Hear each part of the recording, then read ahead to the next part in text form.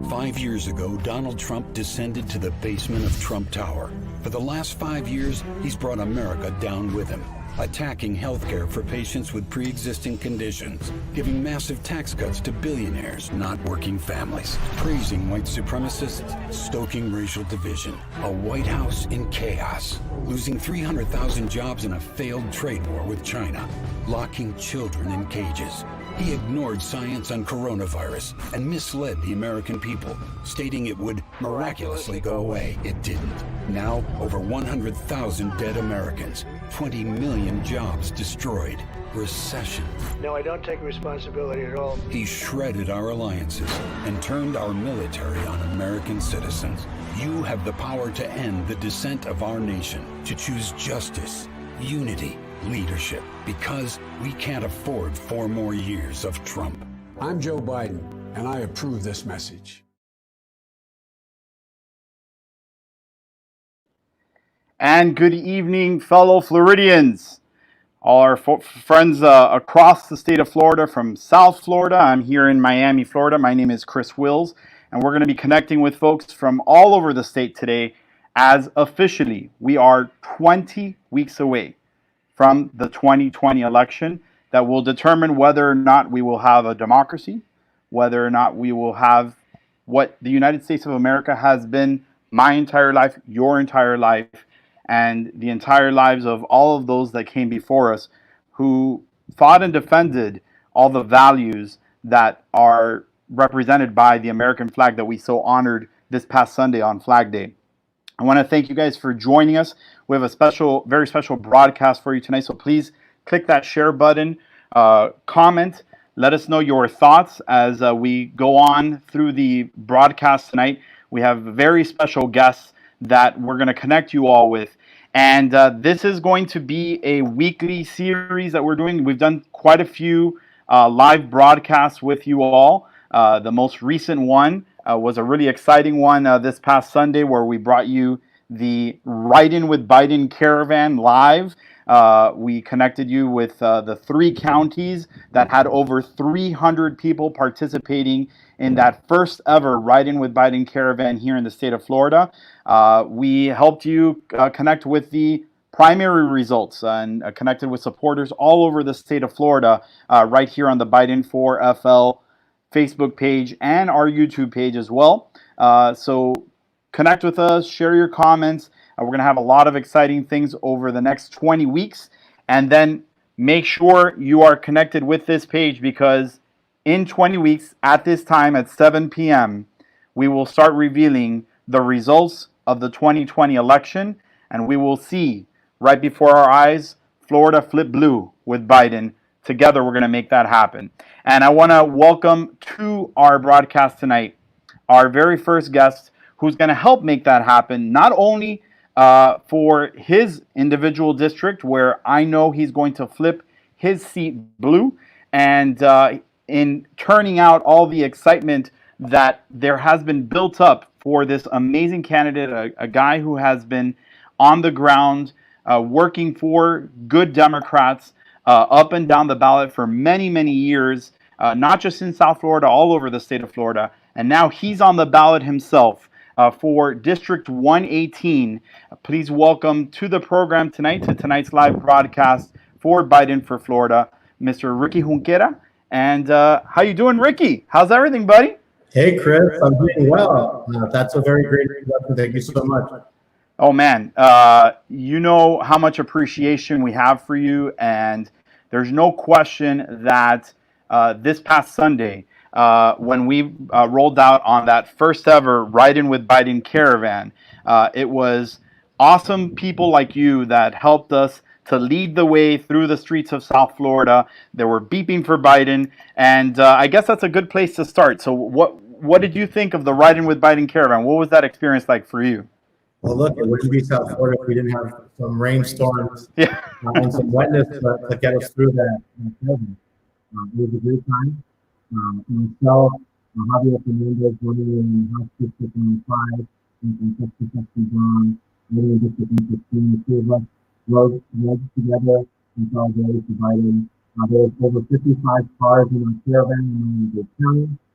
We passed by the unfortunate Trump golf course in Doral, hunting for Biden, getting a lot of hunts from people all over Doral. So it was a good time. It was a good time.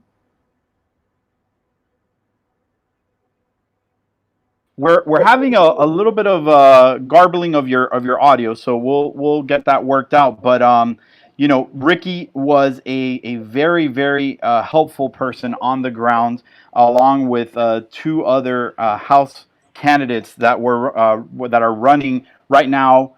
They are challenging incumbent Republicans, so they're working hard to flip those seats.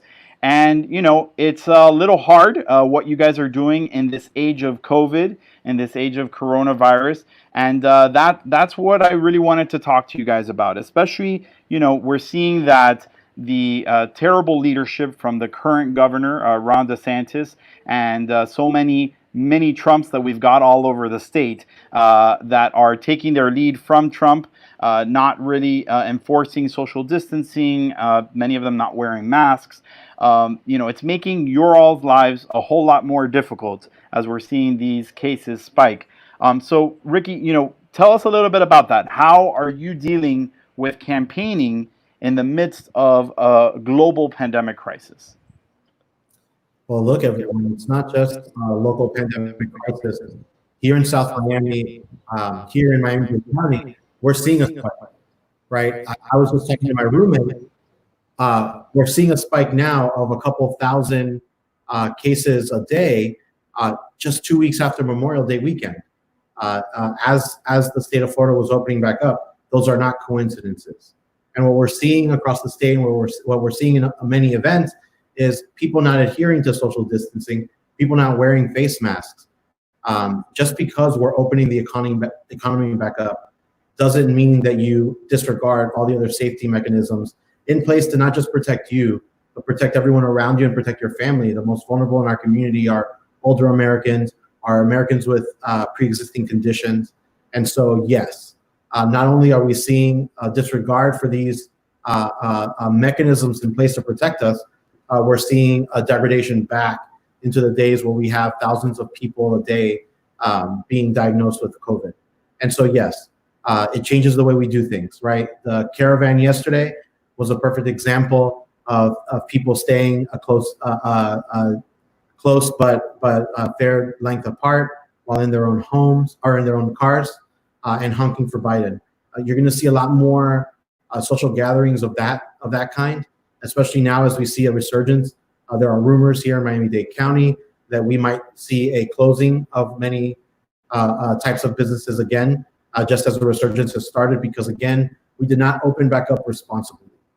You saw Governor DeSantis say that he was going to follow the Trump administration's rules and regulations on reopening.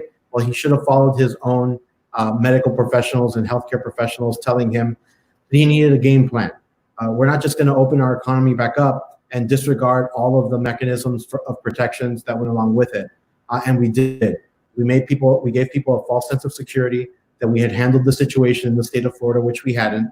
We did not see 2 weeks of consistent dropping of COVID cases to warrant an opening in the first place.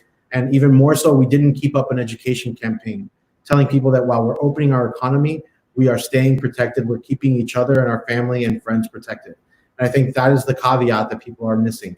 Just because we opened back up didn't mean you stop wearing a face mask. The face mask is the one important thing that keeps you protected even as we open back up.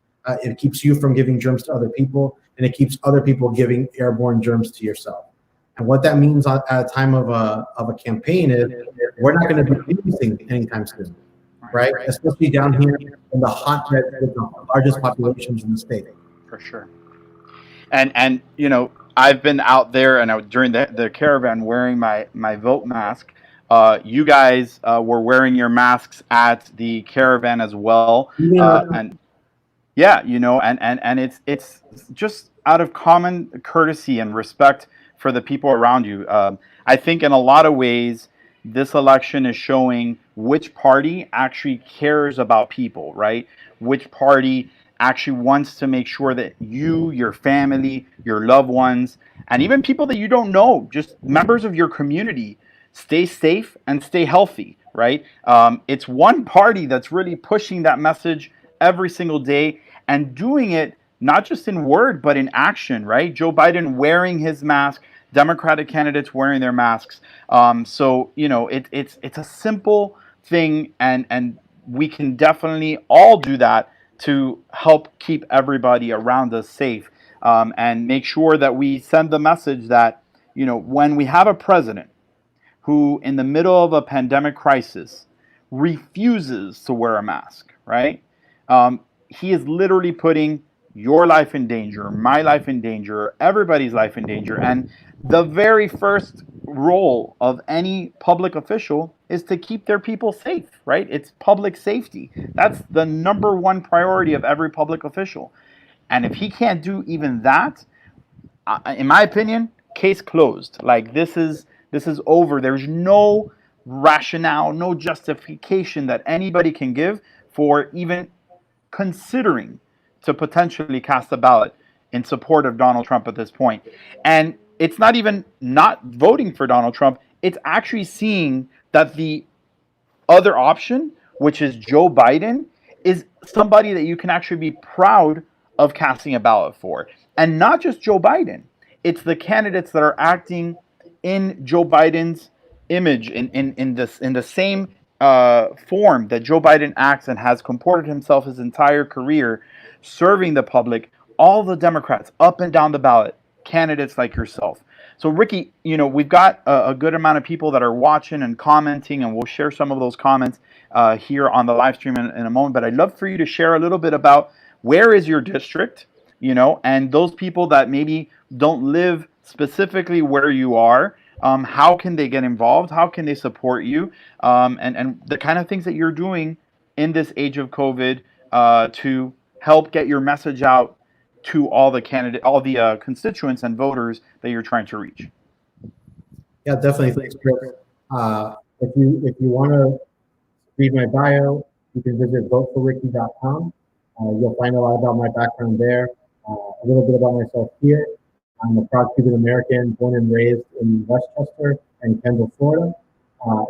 And yeah, I spent my whole life here. I spent my whole childhood here. I left for college. I left for grad school, and I came back home. We're reading in the news now here in Miami-Dade County and seeing that our millennials, my generation and those younger than me, are leaving South Florida. They're leaving and taking jobs elsewhere because the jobs that they're seeking and the jobs that they're qualified for with a master's and undergraduate degree are elsewhere. They're seeing that the cost of living is much cheaper for younger demographics elsewhere. And so we need to do the best we can to keep our youth, keep our younger talent base and grow it. We need to make housing more affordable for the working class. We need to reinvest and focus on building a working class. Right now, with the unemployment system the way that it is, we're seeing our working class deteriorate, and we're seeing them become the working poor. And it's unfortunate. And there's things that we can do at the state level to make sure that we're there for workers, that we're there for the most vulnerable in our community as far as healthcare. Right now, you're seeing a Republican administration that's working against our seniors by not expanding Medicaid, that's working against our most vulnerable populations and our poorest populations by not expanding Medicaid. You're seeing an unemployment system that no Republican representative or state senator wanted to vote to go back up to Tallahassee to fix when they saw the crisis starting in March. Now we have people with months and months without employment and without unemployment benefits. And now the buck is going to come due when all of these bans and all of these stays on mortgage and rental payments and utility payments come lifted in Florida. And we're going to be in a new reality where so many more people, regardless of their Democratic, Republican, or independent leaning, are going to be suffering. And what are we going to do? And what have Republicans done to get the job done for them? And so that's why I'm going to Tallahassee. My district is Kendall, the backside of Miami-Dade College, right behind Florida International University, from Southwest 8th Street all the way down to Zoo Miami, from the Florida Turnpike to 137th Avenue, and then opening up to include Tamiami Executive Airport. If you live in Miami, please go to our website, voteforricky.com, and sign up to volunteer. If you live anywhere in the state of Florida and you feel like you want to get involved and you want to join a young, energetic campaign, please consider visiting voteforricky.com. I am a press secretary for the Sierra Club, an environmental nonprofit. I've been working in low-income and marginalized communities all across the country. And even now, I serve a portfolio of the entire Midwest for the Sierra Club, working to get families access to news media, have their voices, have their issues lifted into a larger space, and opening up the conversation and amplifying our most marginalized communities. And you've always done a great job working on all those important causes that are on the ballot this November more than ever, especially with, again, Trump and not just Trump. Trumpistas and Trumpism is what we got to defeat up and down the ballot on November 3rd. And I want to share a comment from one of our viewers who I think you know pretty well, Javi Estevez, who's another candidate for State House. He actually joined you at the Riding with Biden caravan as one of the leaders of the caravan. And I want to tell our viewers that, you know, I hope you guys will stick with us watching our countdown to election 2020 every Tuesday at 7 p.m. here on the Biden for Florida Facebook page and YouTube page. Today, 20 weeks to go. But you guys also have an awesome live stream that people can tune into, I think, on a weekly basis. It's called El Chisme, or I guess for those that don't know Spanish, is the gossip. What? Tell us a little bit about that. And that's a creative way to campaign in the middle of COVID.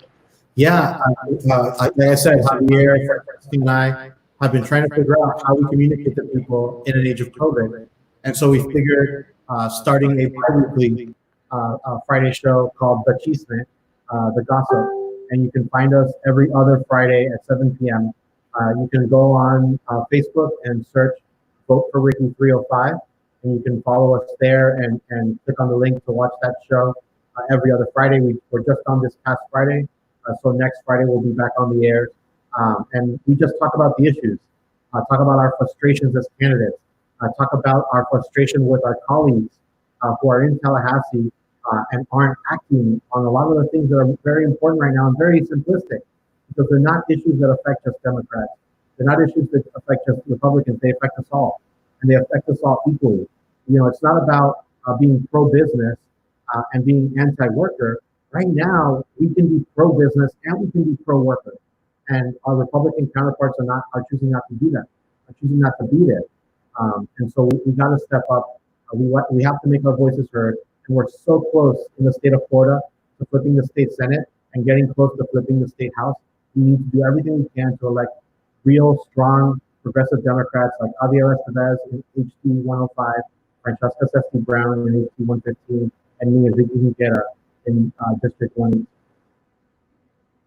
And, you know, if there's a year to do it, it's 2020, right? Because, it's this year. You've got Joe Biden at the top of the ticket, somebody that can help every down-ballot candidate appeal to not just Democrats, but independents and Republicans. And really, I view this election year as kind of a rebuilding of the Democratic Party. It's like, you know, unfortunately, especially in Florida, Democrats have lost too many elections year after year. And I really think this is going to be a rebuilding of the Democratic Party of Florida. And we're already seeing that the FDP, or Florida Democratic Party, has really beefed up their team, their digital effort. You know, under the leadership of Terry Rizzo, they've done a tremendous job really to make sure that when people are looking for options as to who to vote for this November, that the choice can't be any clearer, and that the FDP is ready to welcome them with open arms. No matter whether you've been in the Republican Party, you've been an independent, you've been a kind of lethargic Democrat, haven't, you know, really been active, this is to actually, and that's the one thing that the more I reflect on the Trump presidency and what's happened with every office, from the presidency all the way down to state legislatures and county and municipal positions. Really, the best thing that has happened since Donald Trump, I guess the one thing that he we can give him thanks for is getting people more energized, more involved with their local, state, and federal politics, because people realized, I think finally, damn, I can't just sit on the sidelines. This is too important. You know, Ricky, I'd love to. I know that your guys aren't doing traditional campaigning, but you know, the reality is, I'm sure you're having pretty regular contact and finding ways to reach out to those voters. You know, these creative things like you're doing, the Cheeseman, and reaching out to them digitally. What are you hearing from the voters? What are they really concerned about? You know, I know that the presidential election is top of mind for all of us, right? Because that's number one, goal number one.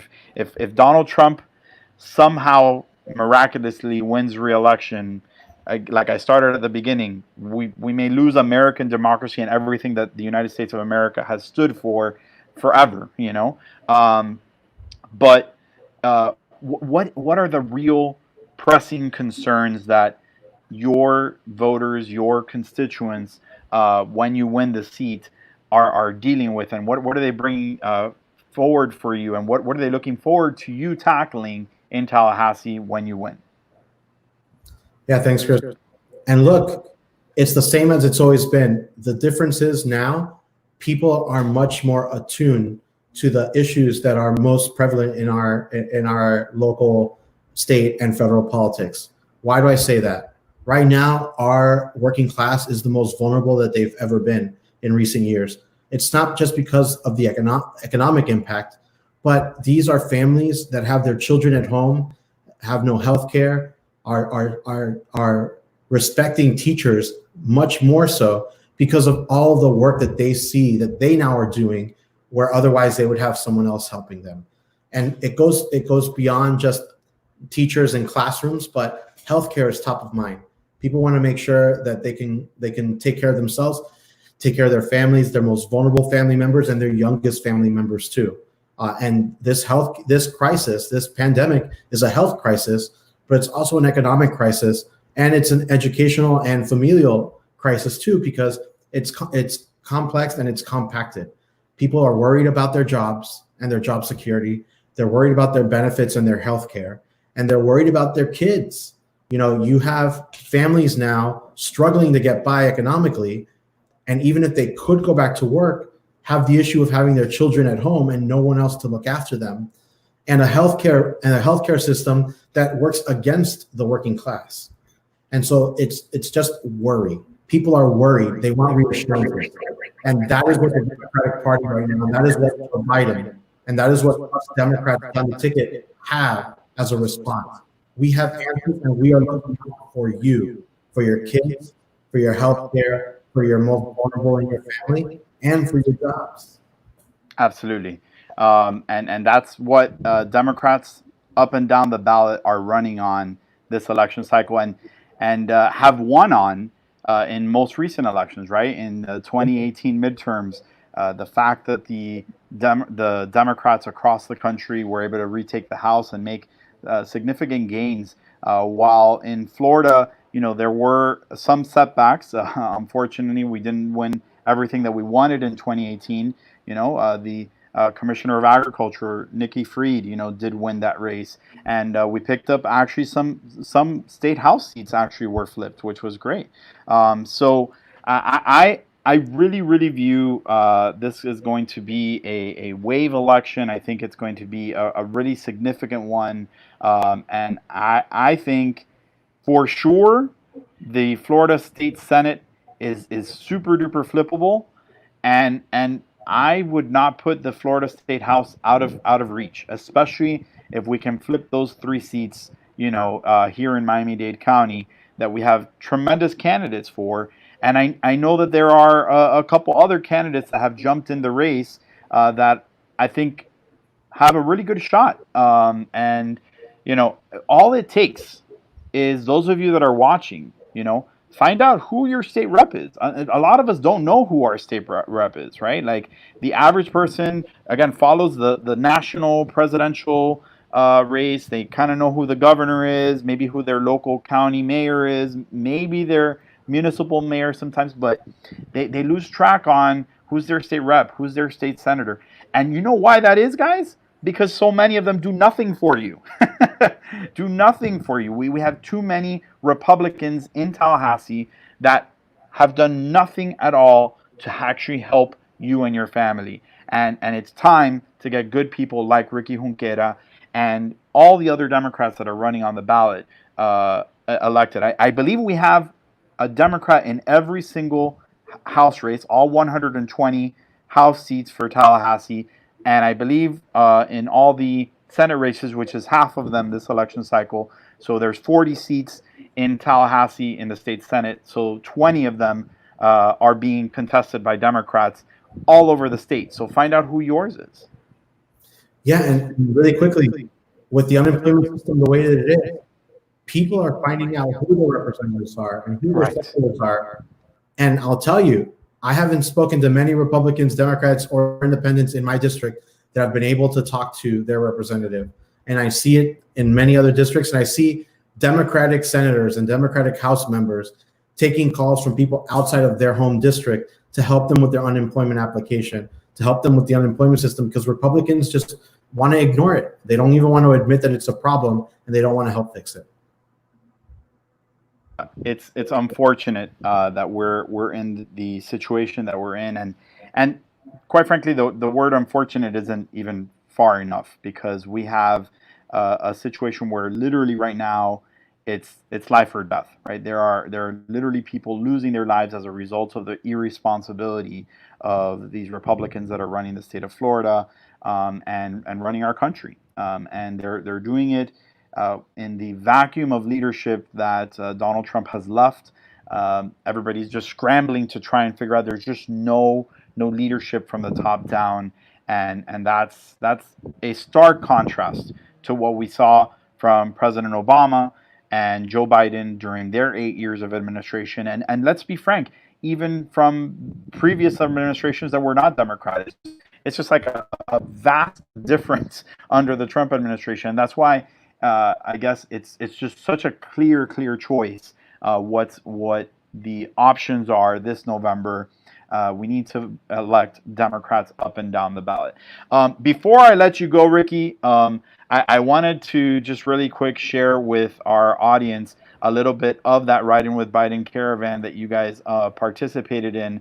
I'm hoping you guys can see this okay. Bear with me. I'm gonna pull this up. So we've got this is the Riding with Biden in Palm Beach. I didn't start there on purpose. I literally just picked one.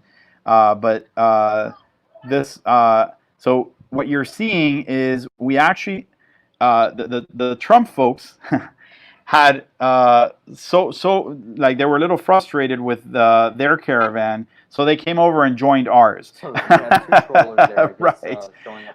Two of them came over, but we had over 300 people across Dade, Broward, and Palm Beach participating, which was amazing.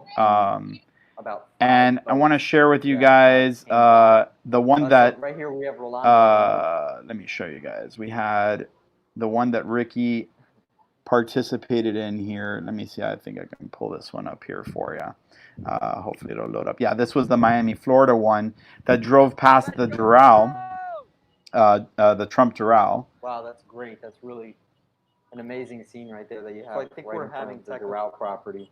A lot of cars are showing that they're riding. And you guys are you're seeing this is right across the street from the Trump Doral. And then in Broward County, we also had a phenomenal participation from the folks in Broward. Let me pull that one up for you as well. And that was near those Trump properties in Broward, in Hollywood, Florida specifically. And we see that we have police actually following the caravan. Yeah, you're right. Yeah, we have 3 police cars. And okay. Another line was disconnected, so now they come in there. They were stopped at the line for the red line. So that's where we have the candidates and elected officials. Now they're coming. Okay, great. Candidates like Marie Wilson, Commissioner Johnson, Mayor Mohammed, State Rep Joe Geller, many others also seeking office more locally. Here we have one, another car. Here we have now. We're approaching the Marie Wilson car event also, the yellow car. The team did such a great job.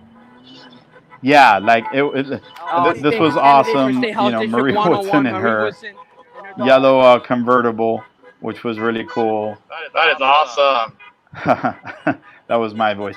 You guys are hearing the voice of Robert Palacios, who helped us report from on the ground, and Vincent Toronzo, who did the live stream for us from his home. He did a phenomenal job. So that is just a little taste of what happened on Sunday. And you guys can watch that here on the Biden for Florida Facebook page. You can check out the full caravan. And we've got more planned, right? There's more where that came from. We've got more excitement like that coming. And Ricky, you know, I just wanted to share a little bit of that, and maybe see if you had any last thoughts that you wanted to share with the audience, people that are watching, not just from South Florida, but all over the state. And I guess one last thing that every candidate and every voter, every supporter of Democrats needs to keep in mind. I know it's probably some of the hardest things to talk about, especially with people struggling right now, many financially out of work. But running a campaign is expensive, right? And I know that recently you were looking for a certain amount of donors for June, and I'm curious if you hit that goal, and how you're doing with your fundraising, and how those that are watching might be able to support your efforts in your campaign. Thanks, Chris. And what I'll say to people is, we were so close in 2018, and we won so many seats. Down here in South Florida, we picked this up. We flipped 2 congressional seats. Congresswoman Betty Marcel Howell, District 26, and Donna Correa, Congressional District 27. Ricky, this is a real important message, so I want to make sure everybody hears it. If you can just lean a little closer to your microphone, because I want to make sure everybody hears you perfectly. So, yeah, you're good. Awesome. Thank you. Yeah, so as I was saying, in 2018, we had some great victories in South Florida in Congresswoman Debbie Mercosal Powell's amazing victory in Congressional District 26, and the same with Congresswoman Donna Shalala's victory in 2017 in District 27. We are so close. The awesome thing about this election cycle is not only do we have the amazing Vice President Joe Biden leading our ticket, but we have so many amazing state Senate and state House races all the way down to Key West. What we need to do is focus on our state House and state Senate races. Who's running in your neck of the woods? Who can you support that is running in a competitive race in the state House and state Senate? And why do I say that? It's because our margins of victory and defeat in 2018 in the most flippable seats were a couple of hundred votes. We're less than a percentage point. And that is the difference that we need to focus on in 2020. We're not that far off. We need to recommit ourselves and refocus ourselves in helping the down ballot races, because it's going to be my race. It's going to be Javi Estevez's race. It's going to be Francesca Sesti Brown's race that brings out that extra 100 votes in their district that makes the difference at the state level for someone like Joe Biden winning the national presidency, and for all of us flipping our seats. So again, we're so close. We are so close. And I hope that these young, vibrant, very diverse candidates make the difference. You guys already are, and you're an inspiration. I look, people, it's not easy to run for office, especially in the middle of a global pandemic where we're all worried about our families. We're all trying to take care of our loved ones. But we all have to admire, especially young people like Ricky, and Javi, and everybody who has put themselves forth, because not only in the midst of this pandemic are they trying to take care of their families and their loved ones and themselves, they're trying to take care of their communities, and they're trying to take care of you and make sure that the people that are making bad decisions, that are putting all of our lives in harm's way, are removed from office, so that we can actually get good, positive progress made for every Floridian from Tallahassee all the way to Washington, D.C. And that's what this election is about. So, Ricky, thank you so much. I'd love to talk. I can talk to you forever, but I know you have campaigning to do, and we've kept you a little longer than you had promised to stay on. But we'll be checking in. We've got 20 weeks to go, and we'd love to have you on several times over the next 20 weeks. So thank you. Keep up the good work, and we'll keep an eye out for that chisme next episode. Thanks, everyone. Thank you, guys. So that was Ricky Junquera, candidate for House District 118 in South Florida. Again, please make sure you guys check out his website, check out their live stream that happens on a weekly basis, the Chisme. I promise you, you will enjoy it. If you enjoyed this broadcast, you'll enjoy that even more. So we have much more in store. We are going to be talking with other wonderful folks all over the state of Florida. We started right here in Miami, where I'm broadcasting to you from, and we're going to be talking to some folks a little bit further north in the state. But I wanted to take a moment now to address something that is on all of our minds, as it should be, and that we are all really concerned with, which is the unrest all over the country, in our local communities, because of the systemic racism that we see that continues to be prevalent and pervasive in our society. And unfortunately, we have a president that keeps stoking that racism. And today, we had a president who made a statement on the circumstances that we currently find ourselves in, the division that our country finds itself in, and did, quite frankly, not very much to unite and bring people back together. He always falls short, and he doesn't seem to have it in him to unite people. That's why I call Joe Biden the healer in chief, the uniter in chief. That's really what we're electing in Joe Biden. Somebody who's going to unite the country. He's already done it in the Democratic Party, right? He started his campaign working to unite Democrats. He was successful in uniting Democrats through the primary process. And now he's working his darndest to talk to Americans of all backgrounds and unite them. And he did that in such a powerful way in his address to the nation on this crisis. And it's such a stark contrast between what Donald Trump did today and what Joe Biden did just a few days ago on June 2nd. So just about 2 weeks ago, as all of this unrest and all of the protests really began to take hold in our country, Joe Biden stepped forward and proved the kind of leader that he is. And I'm going to flip over to YouTube a moment, because I know too many have not seen Joe Biden's words in their entirety from that day. And before we go on to our next guests, I want to share those words with all of you, because it's something that every American needs to hear and needs to let grow into their hearts, because the words that he said were not just for you to hear. The words Joe Biden said were for us to take in and take action on. That's the kind of president that he will be, the kind of president that we need, and the kind of president that we deserve. So I'm going to share now with you Joe Biden's address on to the entire nation on civil unrest facing our communities across America.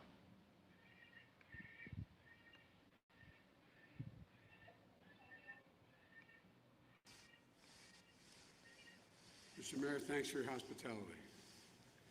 And to all the elected officials that are here, I bring you greetings. I can't breathe. I can't breathe. George Floyd's last words, but they didn't die with him. They're still being heard, echoing all across this nation. They speak to a nation where too often just the color of your skin puts your life at risk. They speak to a nation where more than 100,000 people have lost their lives to a virus and 40 million have filed for unemployment, with a disproportionate number of those deaths and job losses concentrated in black and brown communities. And they speak to a nation where every day millions of people, millions, not at the moment of losing their life, but in the course of living their life, are saying to themselves, I can't breathe. It's a wake-up call to our nation, in my view. It's for all of us, and I mean all of us. It's not the first time we've heard those words. They're the same words we heard from Eric Garner when his life was taken away 6 years ago. But it's time to listen to those words, to try to understand them, to respond to them, respond with action. The country is crying out for leadership. Leadership that can unite us, leadership that brings us together, leadership that can recognize pain and deep grief of communities that have had a knee on their neck for a long time. There's no place for violence, no place for looting or destroying property or burning churches or destroying businesses, many of them built by the very people of color who for the first time in their lives were beginning to realize their dreams and build wealth for their families. Nor is it acceptable for our police, sworn to protect and serve all people, to escalate tension, resort to excessive violence. We need to distinguish between legitimate peaceful protests and opportunistic violent destruction. We have to be vigilant about the violence that's being done by this incumbent president to our economy and to the pursuit of justice. When peaceful protesters dispersed in order for a president from the doorstep of the people's house, the White House, using tear gas and flash grenades in order to stage a photo op in one of the most historic churches in the country, or at least in Washington, D.C. We can be forgiven for believing the president is more interested in power than in principle, more interested in serving the passions of his base than the needs of the people in his care. For that's what the presidency is, the duty to care for all of us, not just those who vote for us, but all of us, not just our donors, but all of us. The president held up the Bible at St. John's Church yesterday. I just wish he opened it once in a while, instead of brandishing it. If he opened it, he could have learned something. They're all called to love one another as we love ourselves. It's really hard work, but it's the work of America. Donald Trump isn't interested in doing that work. Instead, he's preening and sweeping away all the guardrails that have long protected our democracy, guardrails that have helped make possible this nation's path to a more perfect union, a union that constantly requires reform and rededication. And yes, the protest from voices that are mistreated, ignored, left out, or left behind. But it is a union worth fighting for. And that's why I'm running for president. In addition to the Bible, President might also want to open the U.S. Constitution once in a while. If he did, he'd find a thing called the First Amendment. And what it says in the beginning, it says, the right of the people peaceably to assemble and to petition their government for redress of grievances. It's kind of an essential notion building in this country. Mr. President, that's America. That's America. No horses rising up on their hind legs to push back peaceful protest. Not using the American military to move against the American people. This is a nation of values. Our freedom to speak is a cherished knowledge that lives inside every American almost from the time you're a kid. We're going to not allow any president to quiet our voice. We won't let those who see this as an opportunity to sow chaos throw up a smokescreen to distract us from very real and legitimate grievances. at the heart of these protests. We can't leave this moment thinking that we can once again turn away and do nothing. We can't do that this time. We just can't. The moment has come for our nation to deal with systemic racism, to deal with the growing economic inequity that exists in our nation, to deal with the denial of the promise of this nation made to so many. You know, I've said from the outset of this election that we're in the battle for the soul of this nation. And we are in the battle for the soul of this nation. What we believe, and maybe most importantly, who we want to be, it's all at stake. That's truer today than it's ever been, at least in my lifetime. And it's this urgency, it's in this urgency we can find a path forward. You know, the history of this nation teaches us that in some of our darkest moments of despair, we've made some of our greatest progress, some of our darkest moments. The 13th, 14th, 15th Amendments followed the Civil War. The greatest economic growth in world history grew out of the Great Depression.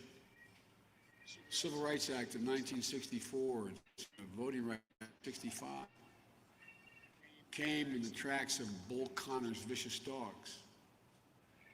To paraphrase Reverend Barber, it's the morning where we find hope. It's in the morning where we find hope when we mourn. But it's going to take more than talk. We've had talk before. We've had protests before. We've got to now vow to make this at least an era of action and reverse the systemic racism with a long overdue concrete changes. The action will not be completed in the first 100 days of my presidency if I'm fortunate enough to be elected, or even in my entire term. It's going to take the work of a generation. But if this agenda will take time to complete, it should not wait for the first 100 days of my presidency to get started. A down payment on what is long overdue should come now, should come immediately. I call on the Congress to act this month on measures that will be the first step in this direction. Starting with real police reform, Congressman Jeffries has a bill to outlaw chokeholds. Congress should put it on the president's desk in the next few days. There are other measures to stop transferring weapons of war to police forces, improve oversight and accountability, to create a model use of force standard. That also should be made law this month. No more excuses, no delays. If Mitch McConnell can bring in the United States Senate to confirm Trump's unqualified judicial nominees who will run roughshod over our Constitution now, it's time to pass legislation that will give true meaning to our constitutional promise of equal protection under the law. Looking ahead in the first 100 days of my presidency, I've committed to creating a National Police Oversight Commission. I've long believed we need real community policing. We need each and every police department of the country to understand undertake a comprehensive review of their hiring, their training, their de-escalation. Some have already done it, some are in the process of doing it. The federal government should give the cities and states the tools and the resources they need to implement reforms. More police officers meet the higher standards of their professions. Most of them do it. All the more reason why bad cops should be dealt with severely and swiftly. We all need to take a hard look at the culture that allows for the senseless tragedies that keep happening. And we need to learn from the cities and the precincts that are getting it right. We know, though, in order to have true American justice, we need economic justice as well. Here, too, there's much to be done. As an immediate step, Congress should act now to rectify racial inequities that allow COVID-19 recovery funds to be diverted from where they live. I'll be setting forth my agenda on economic justice and opportunity in the weeks and months ahead, but it begins with health care. Healthcare should be a right, not a privilege. The quickest route to universal coverage in this country is to expand on Obamacare. We could do it, we should do it. But this president, even now, in the midst of a public health crisis with massive unemployment, well, wants to destroy it. He doesn't care how many millions of Americans will be hurt, because he's consumed with this blinding ego when it comes to Barack Obama, President Obama. The president should withdraw his lawsuit to strike down Obamacare, and the Congress should prepare to pass the act I propose to expand Obamacare to millions more so everyone's covered. These last few months, we've seen America's true heroes. Healthcare workers, docs, nurses, delivery truck drivers, grocery store workers. You know, we've come up with a new phrase for them: essential workers. Essential workers. But we need to do more than praise them. We need to pay them. We need to pay them. Because if it weren't clear before, it's clear now. This country wasn't built by Wall Street bankers and CEOs. It was built by the great American middle class, which was built by unions and our essential workers. You know, I know there's enormous fear and uncertainty and anger in the country. I understand. I know so many Americans are suffering loss of a loved one, suffering economic hardship, wondering, can I feed my family tomorrow? What's going to happen? Suffering under the weight of a generation after generation after generation of hurt inflicted on people of color, and black, brown, and Native communities in particular. Like many of you, I know Millions of people. Millions. I know my losses are so not the many same as Americans losses lost felt by so many. But suffering I know economic what it hardship. feels like when you think you can't go on. I know what it means to have that black hole in your chest where your grief is being sucked into it. Just a few days ago marked the 5th anniversary of my son Bo's passing from cancer. And there's still moments when the pain is so great it feels no different than the day I sat in that bed as he passed away. But I also know that the best way to bear loss and pain is to turn it into that anger and anguish into purpose.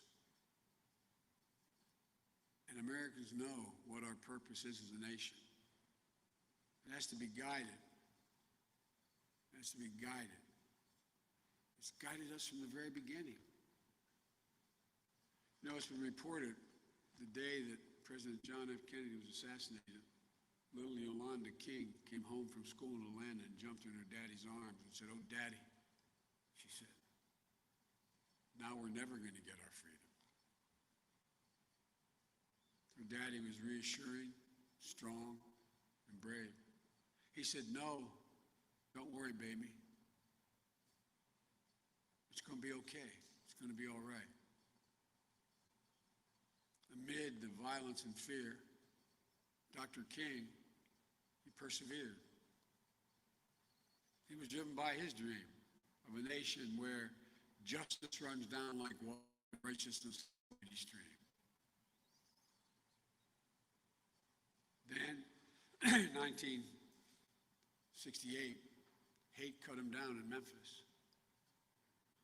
2 days before Dr. King was murdered, he gave a final Sunday sermon in Washington, where he told us that though the arc of the moral universe is long, he said it bends towards justice. And we know we can bend it because we have. We have to believe that still. That's our purpose. It's been our purpose in the very beginning.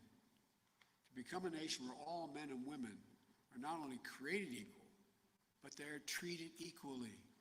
Not just created equal, but treated equally.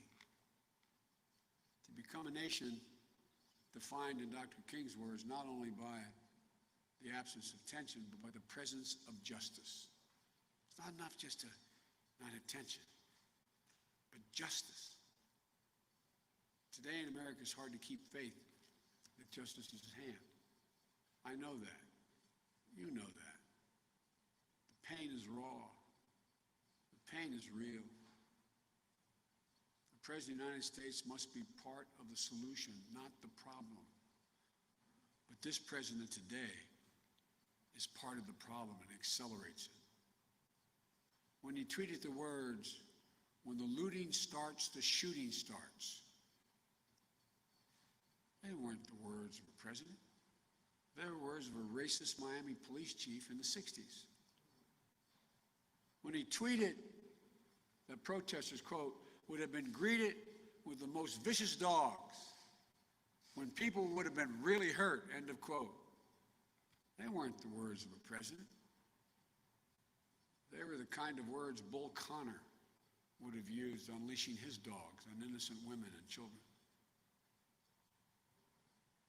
You know, the American story is a story about action and reaction. That's how history works. We can't be naive about it. I wish I could say that hate began with Donald Trump and will end with him. It didn't, and it won't. American history isn't a fairy tale with a guaranteed happy ending. The battle for the soul of this nation has been a constant push and pull for more than 240 years. A tug of war between the American ideal that we're all created equal and the harsh reality that racism has long torn us apart. The honest truth is that both elements are part of the American character. Both elements. At our best, the American ideal wins out. But it's never a rout. It's always a fight, and the battle is never fully won. But we can't ignore the truth that we're at our best when we open our hearts rather than clench our fists. Donald Trump has turned this country into a battlefield riven by old resentments and fresh fears. He thinks division helps him. His narcissism has become more important than the nation's well-being that he leads. I ask every American, I mean this in the bottom of my heart, I ask every American, look at where we are now and think anew. Is this who we are? Is this who we want to be? Is this what we want to pass on to our children and our grandchildren? Fear, anger, finger pointing, rather than the pursuit of happiness, incompetence and anxiety, self-absorption, selfishness? Or do we want to be the America we know we can be? The America we know in our hearts we could be and should be. Look, I look at the presidency as a very big job, and nobody will get it right every time. And I won't either. But I promise you this, I won't traffic in fear and division. I won't fan the flames of hate. I'll seek to heal the racial wounds that have long plagued our country, not use them for political gain. I'll do my job and I will take responsibility. I won't blame others. I'll never forget. I will never forget. I promise you, this job is not about me. It's about you. It's about us. It'll work not only to rebuild the nation, but to build it better than it was. We're the only nation in the world that goes through crisis and comes out better. To build a better future. That's what America does, to build a better future. We build the future. It may, in fact, be the most American thing to do, build the future. We hunger for liberty, the way Harry Tubman and Frederick Douglass did. We thirst for the vote, like Susan B. Anthony and Ella Baker and John Lewis did. We strive to explore the stars, cure disease, make an imperfect union more perfect than it's been. We may come up short, but at our best we try. My fellow Americans, we're facing formidable enemies. They include not only the coronavirus and the terrible impact on the lives and livelihoods, but also the selfishness and fear that have loomed over our national life for the last 3 years. And I choose those words advisedly: selfishness and fear. Defeating those enemies requires us to do our duty, and that duty includes remembering who we should be. Who we should be. We should be the America of FDR and Eisenhower, of Rosa Parks and Martin Luther King Jr., of Jonas Salk and Neil Armstrong. We should be the America that cherishes life, liberty, and courage. And above all, we should be the America that cherishes each other, each and every one of us. You know, we're a nation in pain. We must not let our pain destroy us. We're a nation enraged, but we cannot let our rage consume us. We're a nation that's exhausted, but we will not allow our exhaustion to defeat us. As president, it's my commitment to all of you to lead on these issues and to listen, because I truly believe in my heart of hearts we can overcome. When we stand together, finally as one America, we'll rise stronger than we were before. We'll move that arc closer to justice. We'll reach out to one another. So speak out for one another. And please, please, do what's recently been happening. Take care of one another. This is the United States of America. There's never been anything we've been unable to do when we set our mind to do it, and we've done it together. Together, united. That's who we are at our best. May God bless you all, and may God protect our troops. Thank you.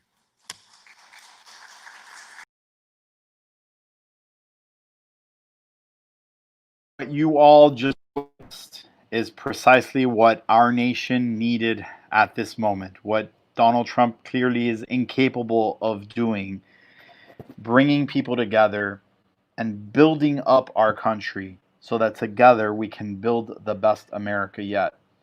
The good news is help is on the way.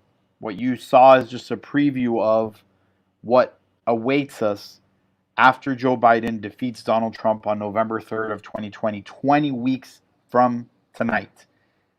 20 weeks from tonight, as I open tonight's broadcast, we will start seeing those results come in, and we'll start celebrating together that we have flipped Florida blue with Biden, and we have elected Joe Biden the next president of the United States. But the work is hard. The work needs you. And in this together, we will make sure that these battles, these generational issues that seem to plague us for far too long, that we actually find solutions to them, and that we'll do that together. And that's what Joe Biden does, bring people together to solve problems. You know, we're facing this generational issue of systemic racism, but it's so many of the down and out, the minorities in our group, in our country, that are too often having to fight for their rights, having to actually say, hey, I'm a human being too. I'm an American that's as deserving of rights as every other American.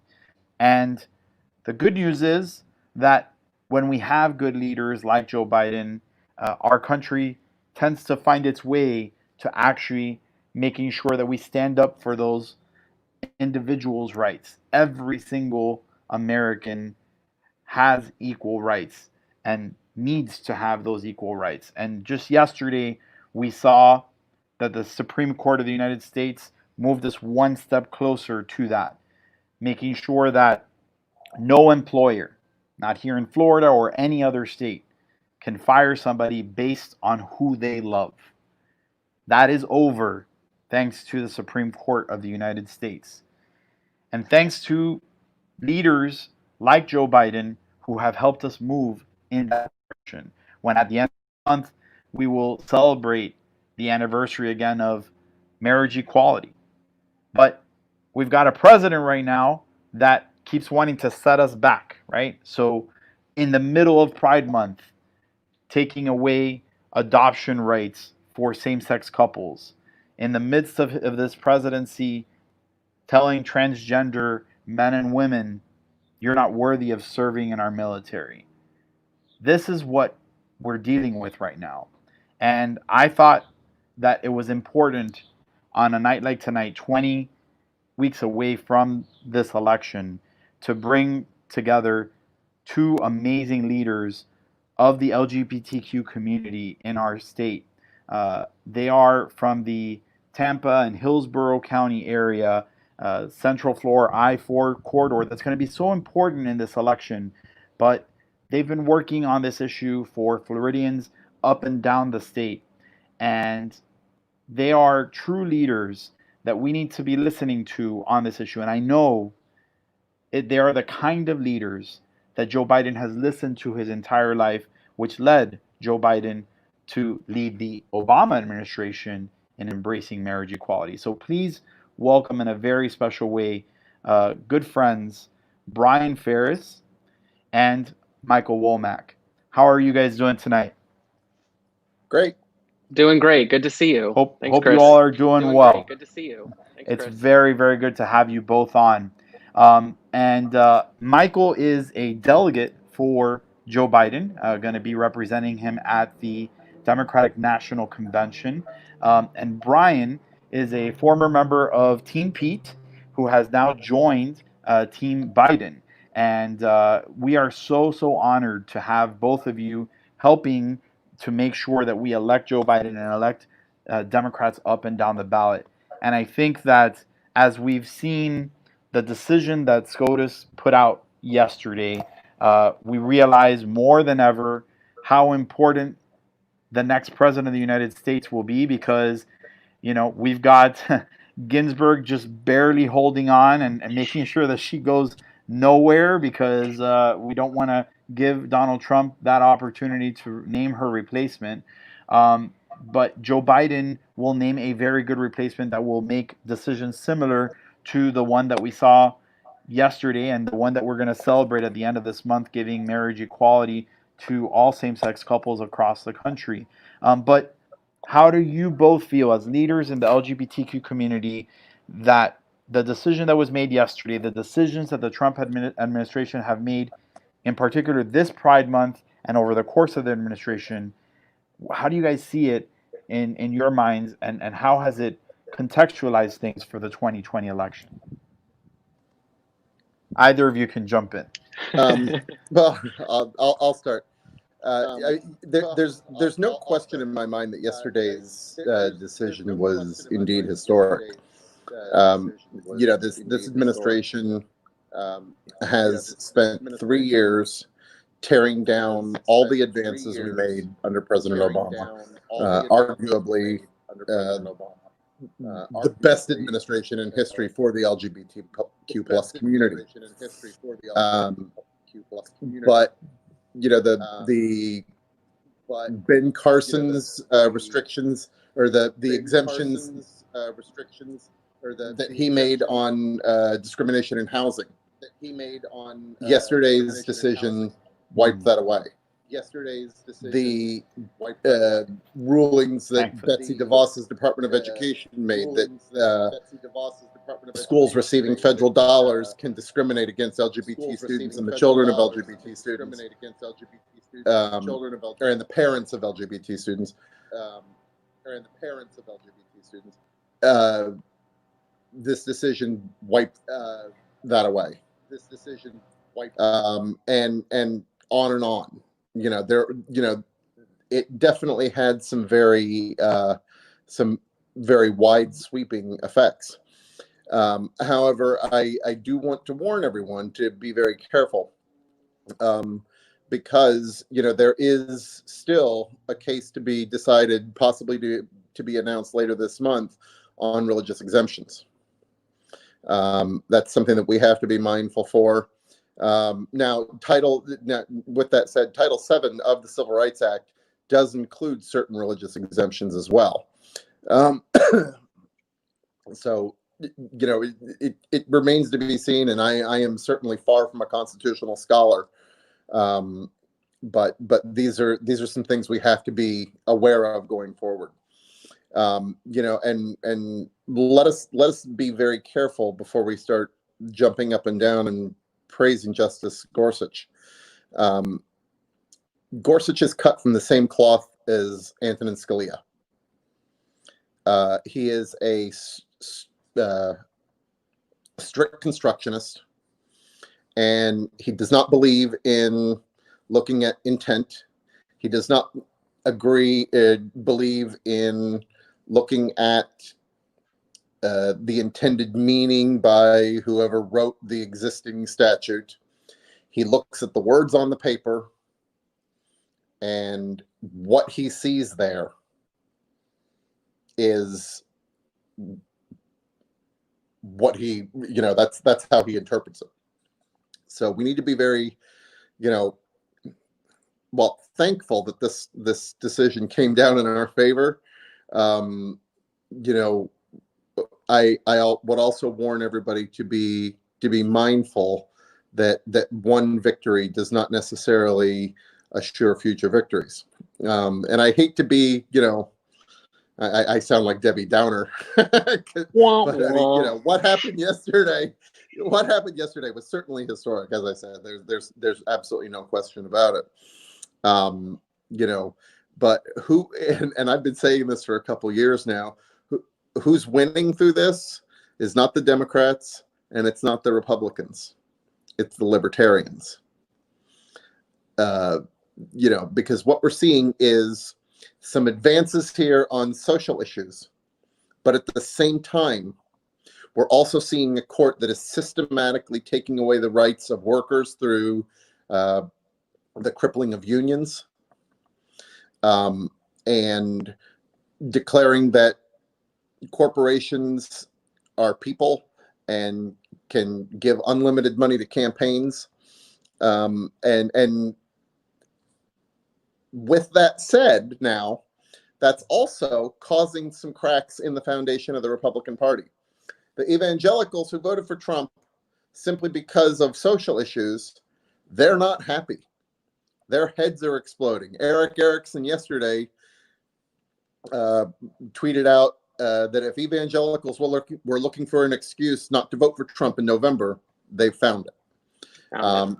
And I think we'll see history repeat itself. For those of you old enough to remember, in 1992, the evangelicals abandoned George H.W. Bush because of his appointment of David Souter to the Supreme Court.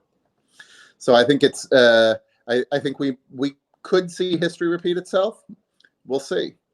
But I've talked a lot, so I'll pass on. That got really dark. That got really dark. I'll say a couple of things to start out. Number one, this ruling comes in the middle of Pride Month. It's a testament to the work that started 51 years ago at the Stonewall riots and the hundreds of activists and allies that have come before us, including trans women of color. But it also comes at the same time that we know that our work is not done. The White House is just off of repealing protections for LGBTQ people in healthcare on the anniversary, or I should say the remembrance, because it's not a celebration, of the Pulse massacre, which happened about an hour from where Brian and I are sitting. It's disgusting. It's intentional. Donald Trump and a lot of his administration are racists. They are homophobic. And they are going to be gone in November, and it's our job to make sure that that happens, and we elect Joe Biden as the next president of the United States. So the ruling, I'm celebrating it. I know a lot of us are celebrating it, but there is still so much more work to do, Florida and across the country. And that begs the question, and I'd love to ask the audience as well. Feel free to chime in the comments. How do you all believe that Joe Biden will be able to advance LGBTQ rights when he's elected president? I mean, there's a lot of folks in the LGBTQ community that acknowledge, it was Joe Biden that pushed the Obama administration to embrace marriage equality, and that kind of shifted momentum. You had a lot of polls prior to that still the general public was not really fully embracing marriage equality, but after Joe Biden embraced it on national television and said, basically love is love, and this was a lifelong Catholic man who, his faith is extremely important to him. Similarly, I loved, Brian, how Pete Buttigieg, another man of faith, also made sure that I think that issue of dividing the people of faith on this issue kind of goes out of the it gets off the table, because Democrats are proving that if you are actually going to live Christianity, if that's your faith, or you're going to live out any principle of faith, it's about loving one another and about accepting one another as being made in God's image, right? So if somebody like Joe Biden, who is a man of faith, if somebody like Pete Buttigieg is man of faith their entire lives, can be as inclusive as they are, Pete Buttigieg himself being a man who is married to another man, right? So we have in him the first ever presidential candidate, really I guess I don't know if there's ever been prior to Pete Buttigieg somebody who is in a same-sex relationship, but there was a guy certainly not open. Back right? in 2012, Fred something. He ran on the Republican side. And, I mean, he was, he didn't get nearly as close to the nomination as Pete did, obviously, but somebody pointed out, the decision from SCOTUS yesterday highlighted even somebody that was running for president did not have the full protections of the United States Constitution, and that kind of puts things in context for us. Pete is the first openly gay person ever to receive delegates to a national convention. And did a phenomenal job in its campaign. We all have to be very proud of Mayor Pete. But so, what do you guys really think? How can Joe Biden move, and continue to advance the cause of the LGBTQ community when he's elected president? So go ahead, Michael. Okay. Well, one of those things is, of course, advocating for something like the Florida Competitive Workforce Act in the state of Florida, which would simply would simply expand our existing civil rights law to include protections in the workplace, public accommodations, and in housing. Joe Biden has obviously gone on the record in support of the Equality Act, which is a comprehensive non-discrimination bill at the federal level.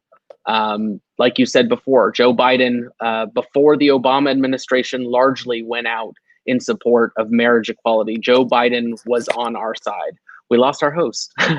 But, I think the question is sort of the one that Joe brought up in the speech. Anyone who was tuned in before, is something that I scribbled down. Is this who we are? Is this who we want to be? Do we want to be a nation that discriminates against anyone, including the LGBT community? Do we want to be a nation that does not support the Black Lives Matter movement? A nation that goes out of their way to discriminate and patronize immigrants and people of color? I think the answer to that is no. And I think that Joe Biden is going to be the candidate to take us to the right place and to make a real difference in this country, and to turn us around, get us on the right track. Yeah, I would agree with that. And like Michael touched on the Equality Act. It's already been passed by the House. And we need Joe Biden in the White House, and we need a Democratic Senate to pass it and send it to the White House for Joe Biden's signature. A Democratic Senate is not out of reach. We need to pick up, realistically, we need to pick up 5 seats in the Senate to hold a majority, to gain a majority, because I think it's realistic to say we're probably going to lose Doug Jones in Alabama. By picking up Arizona, Colorado, Maine, Montana, and then one of a handful of other seats, including one of the Georgia seats, North Carolina, potentially Iowa.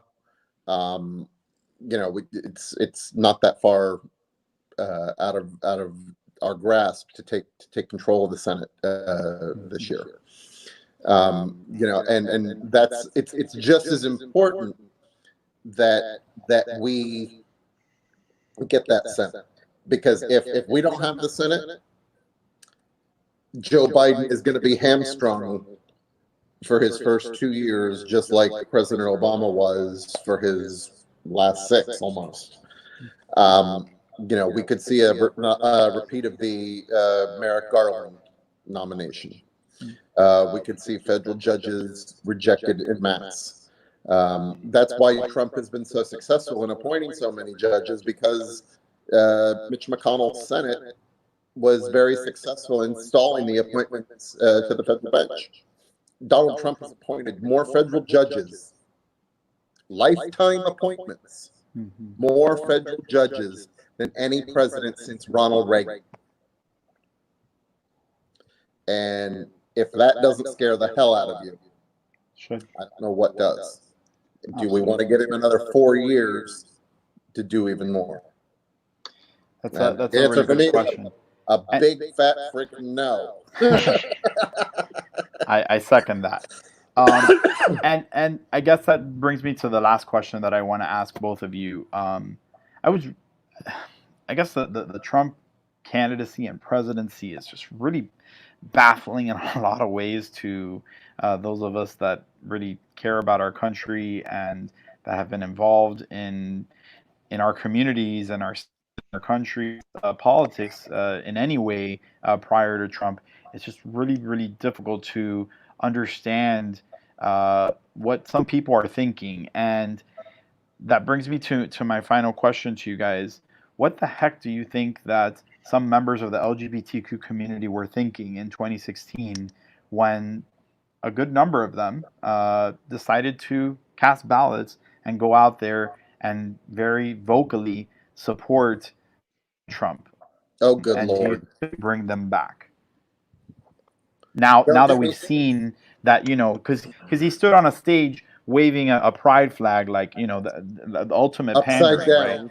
Right, upside down, right? But now that we've seen what a Trump presidency is like we kind of outlined all the detrimental things that Trump has done that have really hurt LGBTQ members of the community all over this country. So now that that's the reality that the LGBT community is living in, the real Trump America, where they're not really welcome, do we unify the LGBT community again and get them to come out and join us in voting for Joe Biden? Probably not.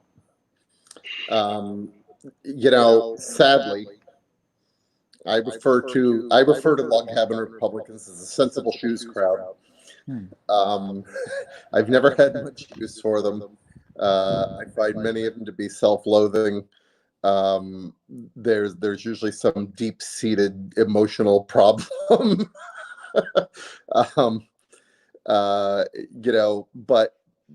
But in a nutshell, what it comes down to is gay Republicans tend to be more of more means. They're worried about their money and protecting their money. And I'm not saying all gays with money vote Republican, but I'm saying most gay Republicans do so to protect their money. And as I regularly tell them, it doesn't really matter how much money you have if you don't have any civil rights, and you're not free to spend it on things you want to spend, like buying a house with your partner, or staying in a hotel in the city of your choice, because, you know, that city may have an ordinance that 2 men or 2 women can't share a hotel room together if they're not, or, there's all kinds of problems, and I don't begin to, I'm not going to begin to mentally dissect the psychosis that would bring a gay person to vote Republican. But it's certainly a psychosis, in my opinion. I have a master's in mental health counseling, and I learned about stuff just like this, and it's not pretty.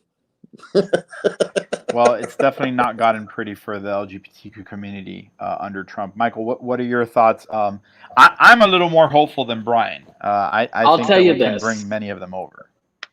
I'll tell you this. I'm a little bit less cynical than Brian as well. But what I'm not interested in is convincing any gay Republicans to not vote for Trump and to vote for Joe Biden. What we're interested in is the middle, right? We're interested in the Democrats who don't get out to vote in every election, and we're interested in the independents. And the truth is, it's incumbent on us to make that happen. It's incumbent on us as LGBT people, for any LGBT people watching or anyone watching. Reach out to your friends. Reach out to the people in your address book. The most powerful tool we have is this. It's Facebook Messenger. It's getting people to register to vote by mail. And, I think where the gap is there's gay people are not having these conversations. LGBT people are not having these conversations, and they're important. It's important that we reach out to our community, that we start having these conversations, and we say, no, wait a minute, Joe Biden fights for us, and get your butt out and get to the polls, and you need to vote because our lives are on the line here. So that's my opinion. I'm not interested in log cabin Republicans or anything of the sort. It's not interesting to me. Let's talk about the middle, and let's motivate our people to get out to vote. There are so many more of us than there are of them. Absolutely. But at the same time, what we know is LGBT people in the state of Florida make up the margin that Joe Biden needs to win by. Every time. It's in the stats. So let's do it. Let's get out the vote. And I'm there. My friends know I harass them every year to get out to vote in every single election. And this is the most important election of their lifetimes. Even though we say that every year, this is it. And my friends have already started hiding me on Facebook. My not as political friends have already started hiding me on Facebook because they know the onslaught's coming. Yeah, you have to DM them directly. I think we're going to be not just bugging them every year. Now we're going to be bugging them every month, and over the next 20 weeks, maybe on a daily basis, to make sure that they have signed up to vote by mail. If you haven't done so, contact your supervisor of elections and have a plan, because right now with the pandemic that's going on, you need to make sure you have a plan. It's almost like we're used to doing here in Florida for hurricane season. We got to have a plan for the crisis that we may be in the middle of next fall, as this pandemic may have a resurgence. And again, LGBTQ rights are more than ever on the ballot, and I'm so glad that we have people like Brian and Michael leading the charge in our state, so that we can make sure that this message is front and center. So I thank you guys so much for joining us. Before you go, any last things that you want to say to everyone that's watching us all over the state and beyond Florida?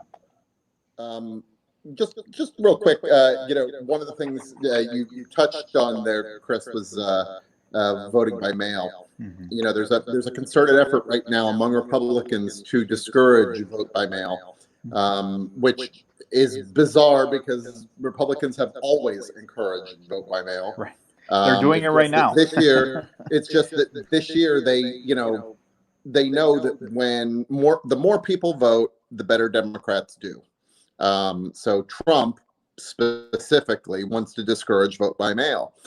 So he's making up all these lies about, absentee ballots or vote by mail ballots can be forged and they can make photocopies, and that simply is not true. Every absentee ballot that goes out has a barcode on it, and when it comes back into the supervisor of elections office, it's scanned into the system, and that person's vote is registered as having been cast. So it is not possible to forge an absentee ballot. That is complete and utter malarkey, to quote Joe. So, that's, and you gotta, so I'm just telling everybody this because when you go out and you talk to people, and if you hear, oh, well, I wasn't going to do absentee because I heard it can be forged. No, just, this is the information you need to battle that. And get them to sign up, to register for an absentee. And I'll do it because I'm shameless. Michael and I would like to also invite you all to support a friend of ours here in Tampa, running for Congress. Joe needs, he's going to need more allies in the House too. So I'd encourage you all to support Adam Hattersley, running for Florida's 15th congressional district. He is Florida 15th is seen as the only flippable seat in the Southeast United States. And Adam Hattersley, a decorated Navy veteran, former nuclear sub-commander, Bronze Star recipient, Naval Academy instructor, is the guy to do it. So as much as I would love to see us get rid of Matt Gaetz, a more challenging district, but definitely Adam Hattersley is somebody who already has flipped a House seat in the Florida legislature and seems to be doing really well on his campaign. We'll see how that primary pans out. Whoever the candidate will obviously be fully behind, but Hattersley is definitely impressing a lot of people across the state. And whoever our candidate is, we need to flip that seat because you're right, it's one of the most flippable. Michael, I'll give you the last word in this segment because we've got a really awesome person in the wings waiting to join us for the final segment of tonight's broadcast. Well, Chris, I appreciate you having us both on. I just want to underscore once again, what we saw yesterday was historic. And it's many, many years in progress. It's so important that we keep that energy up and we make sure that we get our friends and family to register to vote by mail, and that we understand that there's more work to do. It didn't end here. The fight for equality did not end here. There's so much more. And Joe Biden is going to be the person to take us there. And I'm so excited to serve as a delegate this year and to cast my ballot for Joe Biden and make sure that he goes all the way and that we defeat Donald Trump in November. Let's see how the convention pans out, and hopefully it's not completely digital, but whatever they do, I'm sure it's going to keep everybody safe, which again is what a president should be doing, not trying to pull together a coronavirus convention like Donald Trump is doing. So anyways, thank you guys so much. I know we'll be in touch quite a bit over the next these final 20 weeks before the November 3rd election. Keep up the great leadership that you've got, and it was an honor to have you on tonight. I know that the audience across the state of Florida and beyond was very happy to hear from both of you. We'll be in touch soon. Thanks, Chris. Thank you. Bye. Thank you both. So that was Brian Ferris and Michael Womack, who joined us from the Tampa Hillsborough area. We want you to join us as well in the comments. Let us know what your thoughts are on tonight's broadcast. Why are you riding with Biden? Why are you supporting Joe Biden in this very important election? What issue is most important to you? And what? How do you identify? Right. So, are you a member of the LGBTQ community? Are you a Latino voter? Are you a Black American? And what, as you identify, and what your background, your culture brings to your identity? What issues are most important to you in this election as you consider not only supporting Joe Biden, but supporting Democrats up and down the ballot? And so right now, I want to bring on somebody who's extremely charismatic, extremely awesome, and she's just funny. And I think you guys are going to have a great time talking to her. Hopefully we get her on. I would love to have her on every single week because she'll keep this very, very interesting. Joining us now from right here in Miami. So we started with some folks in Miami, went up to Tampa. We're going to come back down to Miami, is our good friend Carmen Peláez, who is helping to lead the team for Cubanos con Biden. How are we doing, Carmen? Good. It's been a busy day. So with that buildup, I'm sure I'm going to disappoint everybody. But if, you know, you're going to go one way or the other, so that's fine. I'm comfortable in the extreme. You never disappoint, and the work that you're doing with Cubanos con Biden, along with my fiance Daniela Ferreira and Felice Gorordo, and so many other amazing members of that Cubanos con Biden team, it's just it's exploding right now. There are it's wonderful. You know, the relief that Cubans feel when they find the Facebook page that Daniela and you guys set up, and it's great. It's exciting to see that so many Cubans are starved in this very democratic Cuban space. And I knew it, like I knew it because I have some friends that feel this way, but I didn't think it was going to blow up the way that it did. But very exciting for me. Yeah, I mean, in less than a month, over 2,000 people have joined the Cubanos con Biden. I mean, Facebook. from Friday to today, it doubled. 1,200 more people have joined. That's it's again there's a hunger out there for it, you know, and we've seen it in previous election cycles where the Republicans love to cast the Democrat as a scary socialist or comunista, and you know, one of the things that I love. It's a narrative. Yeah, you know, it's the one that they're familiar with. Are you getting feedback from me, or are you hearing that too? I hear you perfectly, but I'll mute myself because you might be. No. Don't worry about me. But it's a narrative that not only Cubans are comfortable with, but the American press is comfortable with. So it's one that they want to reinforce. I think this weekend was a very good example of that. There were a few hundred dummies on a boat, and like 4 people by Bayside, and like 10 people somewhere else with Trump signs for Trump's birthday. And yet we had like hundreds of cars riding through Miami-Dade and Broward, and we didn't get coverage. We got coverage of people, you know, spitting at reporters because they weren't for Trump. And every Cuban that I know is looking at those people like, but to everybody else, it's like, there are the Cubans. And the one thing that I found very happy to kind of dismantle with Cubanos con Biden is this idea that all Miami Cubans are these right-wing, you know, Cuban radio freaks. And we're not. I think we're in 2016, Hillary outperformed Obama by 88,000 votes. My dear friend Patrick Hidalgo, you know, told me that the shift from Republican to Democrat over the last 20 years is historic. If any, within the Cuban community, if any other community had that large of a shift, everybody would be writing about it, right? But they don't want to. They'd much rather try and say, oh, it's a generational thing, like the younger Cubans. And that's just not true. It's people, I think, that understand how to deal with political concepts that refuse to have their identity tied to a political identity. You know, and I think if you know the history of Cuba also, it was a very progressive island. It just was.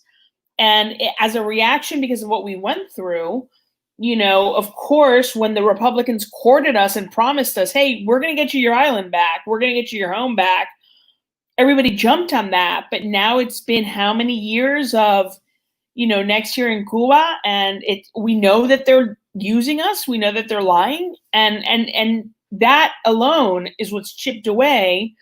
And then you have basic, sensible policy, I think, that the Democrats are presenting. You know, and this is something that I love when I hear young Cubans that don't know anything at all about politics just mimic what they hear from their parents. Say, well, I'm a fiscal conservative, but I'm a social liberal. And I'm like, if you're a fiscal conservative, then how can you be Republican at this moment?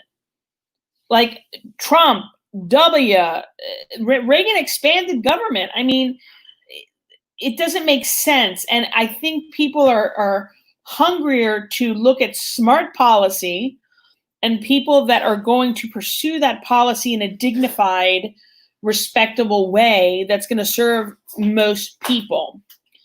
That's my hope anyways. And I think that in our community, we're having a bit of a resurgence of that. I think we're having a lot of people kind of like wake up out of the stereotypes that they've been locked into and saying like, wait a minute, why am I supposed to be Republican? Like, how does that matter? And like, if I don't want to pay for like abuela's Medicare bills, so I don't know if I want to like get rid of Obamacare because they've got nothing else to replace it with.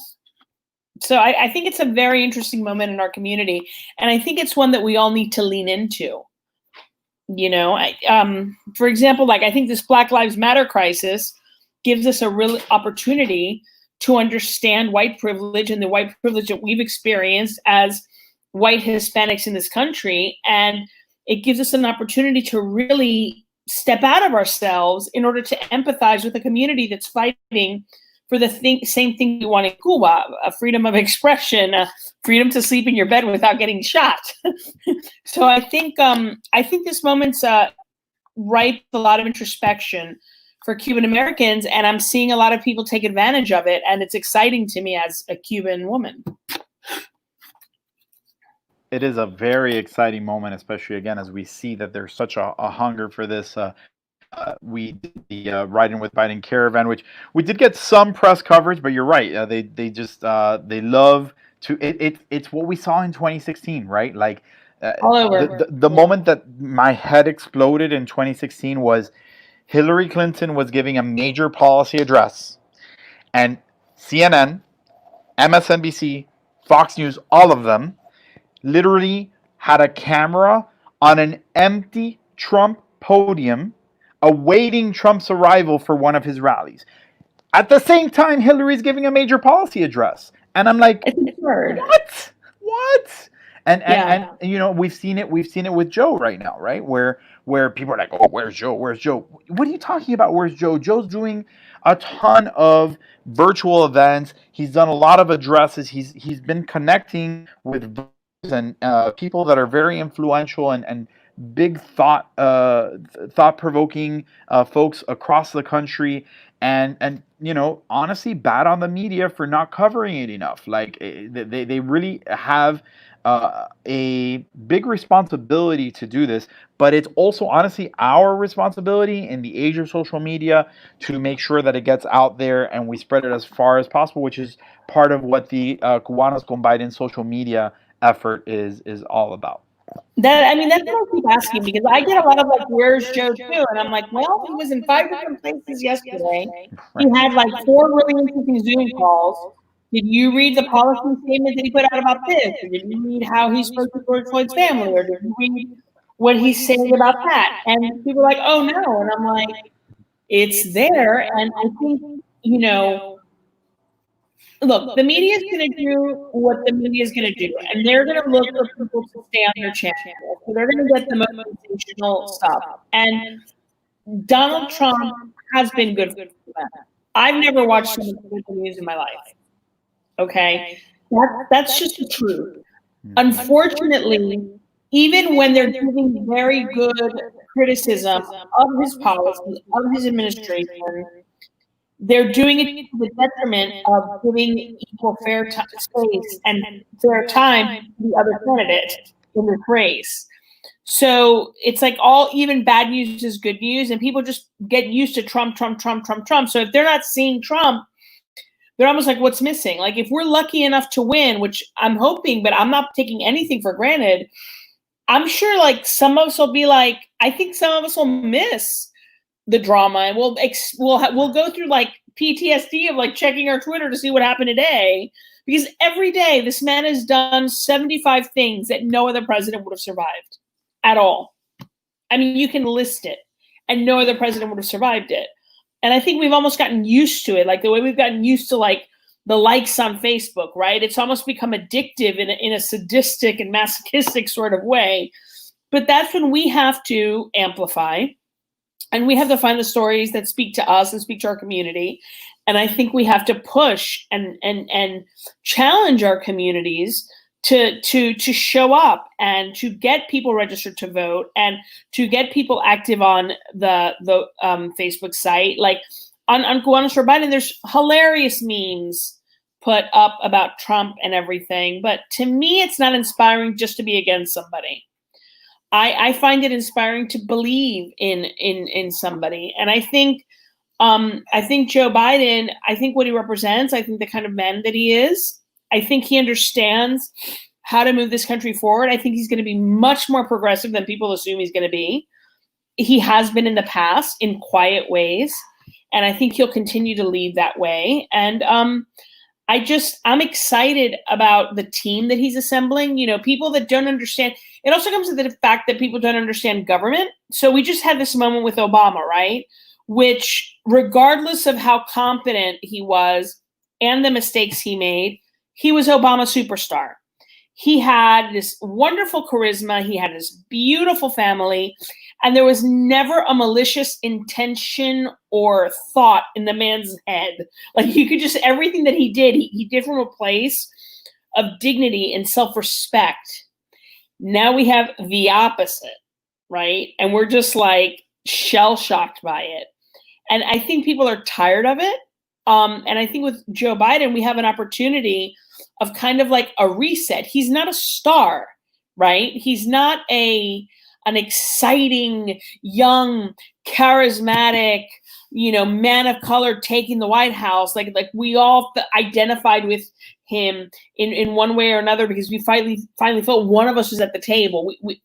Those points aren't there. But he is a man that has always tried to fight for the right thing. He's a man that, for me, is super key and important. He is able to say, I was wrong about that. How many men do you know, least of all men in power, that can say, I was wrong? I stuck my foot in it to my neck, and I'm sorry, and I'm going to try and make up for it. Very few men say that. So I think that his humility and his compassion and his self-respect is going to do a lot to repair the dumpster on fire that we appear to be now to the rest of the world. Because we've pretty much taken ourselves out of superpower status. Whether we're okay with that yet or not, America as a superpower is definitely on a long pause, and we don't know if it's coming back next season. Right? So it's I think it's imperative that we work. I don't want an eked out win. I want a full and absolute rejection of the hateful vision of the carnage that Trump has enabled in this country, and I want it to be a landslide, and it's only going to be a landslide if we get every single person to vote. I've long said that, Donald Trump deserves to lose in a landslide. Like, literally, it would be as unlikely as we think it might be. It would be amazing to see a 50-state sweep, right?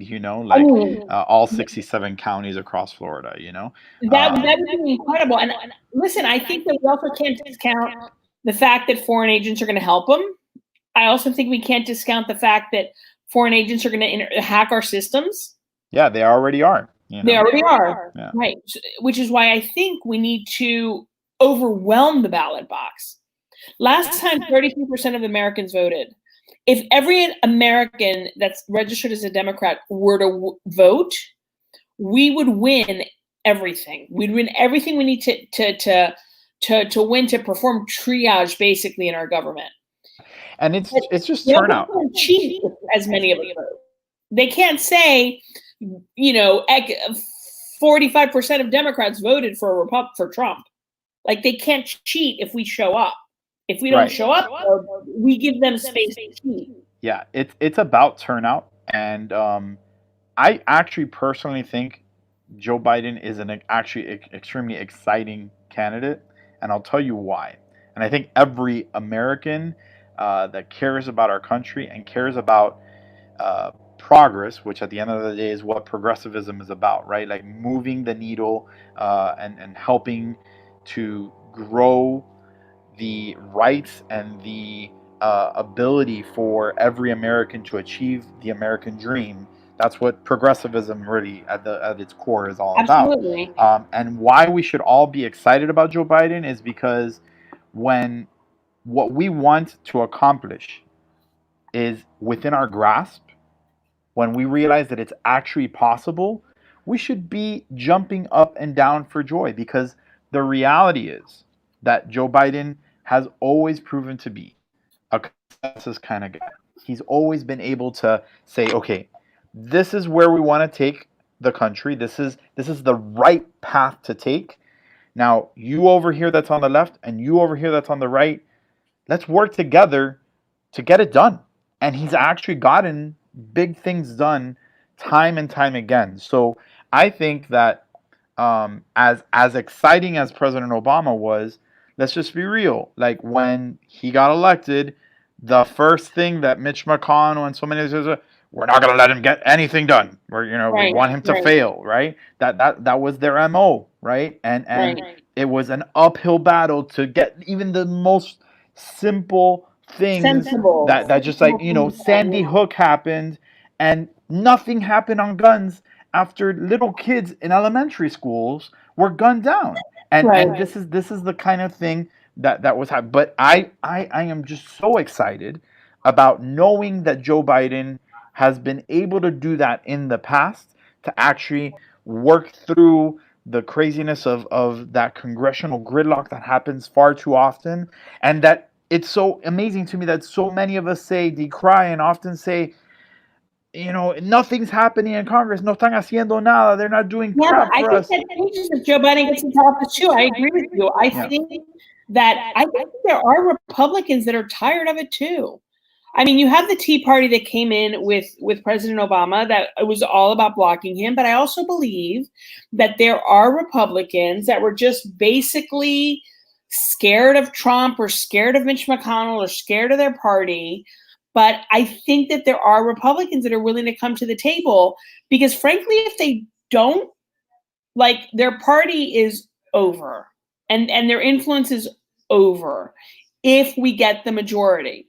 If we get the majority in all three houses, then it's a different story. Because if they don't play with us, if they don't look at sensible policy and sign on, then they're just going to continue to be the party of carnage. They need to triage their own party as well, because I think the QAnon, the babies of the Birchers, which are these Anon people or whatever they are, they're going to have to crawl back under the rock that they came from and, sit in their own resentment.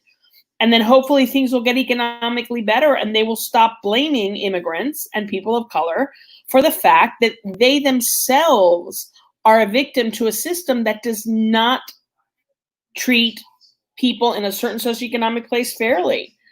Yeah, and that's been the hallmark of the Trump presidency, right? Like the unfair branding of immigrants, even considering his wife is an immigrant, right?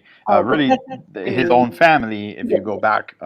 His entire, wasn't his grandfather ran a whorehouse or something like that? Yeah, it's just ridiculous. Care about that stuff, but that are Latino, right? And that we're trying to reach out to fellow Cubanos, and I'm half Cuban, half Venezuelan. I'm trying to reach out to mis hermanos venezolanos, mis hermanos y hermanas venezolanas, and we're reaching out to Boricuas for Biden and Mexicanos con Biden, as we're reaching out to Dominicanos as well, all the Latino groups that are out there. We got to ask ourselves, really, and this is a question for the audience. Feel free to answer this in the comments.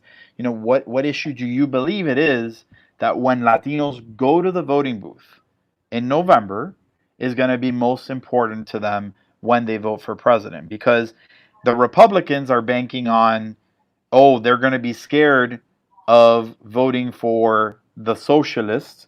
And that's their MO. That's what they've been pushing, especially in the Latino community. And it's right? Like, they are doing this in a very targeted fashion, right?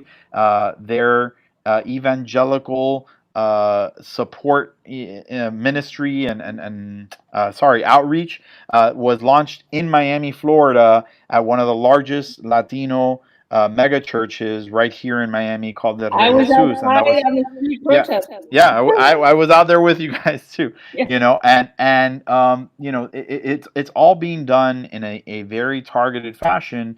But you know, as we are basically here on the anniversary 3 years ago, where Donald Trump kind of started making this case to the Latino community in a really, really targeted way, that you know he's anti-socialism, yada yada, and did that in the same breath that he took the Obama policy on Cuba and canceled it, right? Within less than a year since it had taken hold, because that, oh, it's not working, so it's only been there for a year, but let's cancel it and go back to the old tired policies of Cuba. Meanwhile, the you know. dissidents on the island we've lost 90% of the dissidents on the island. Yeah.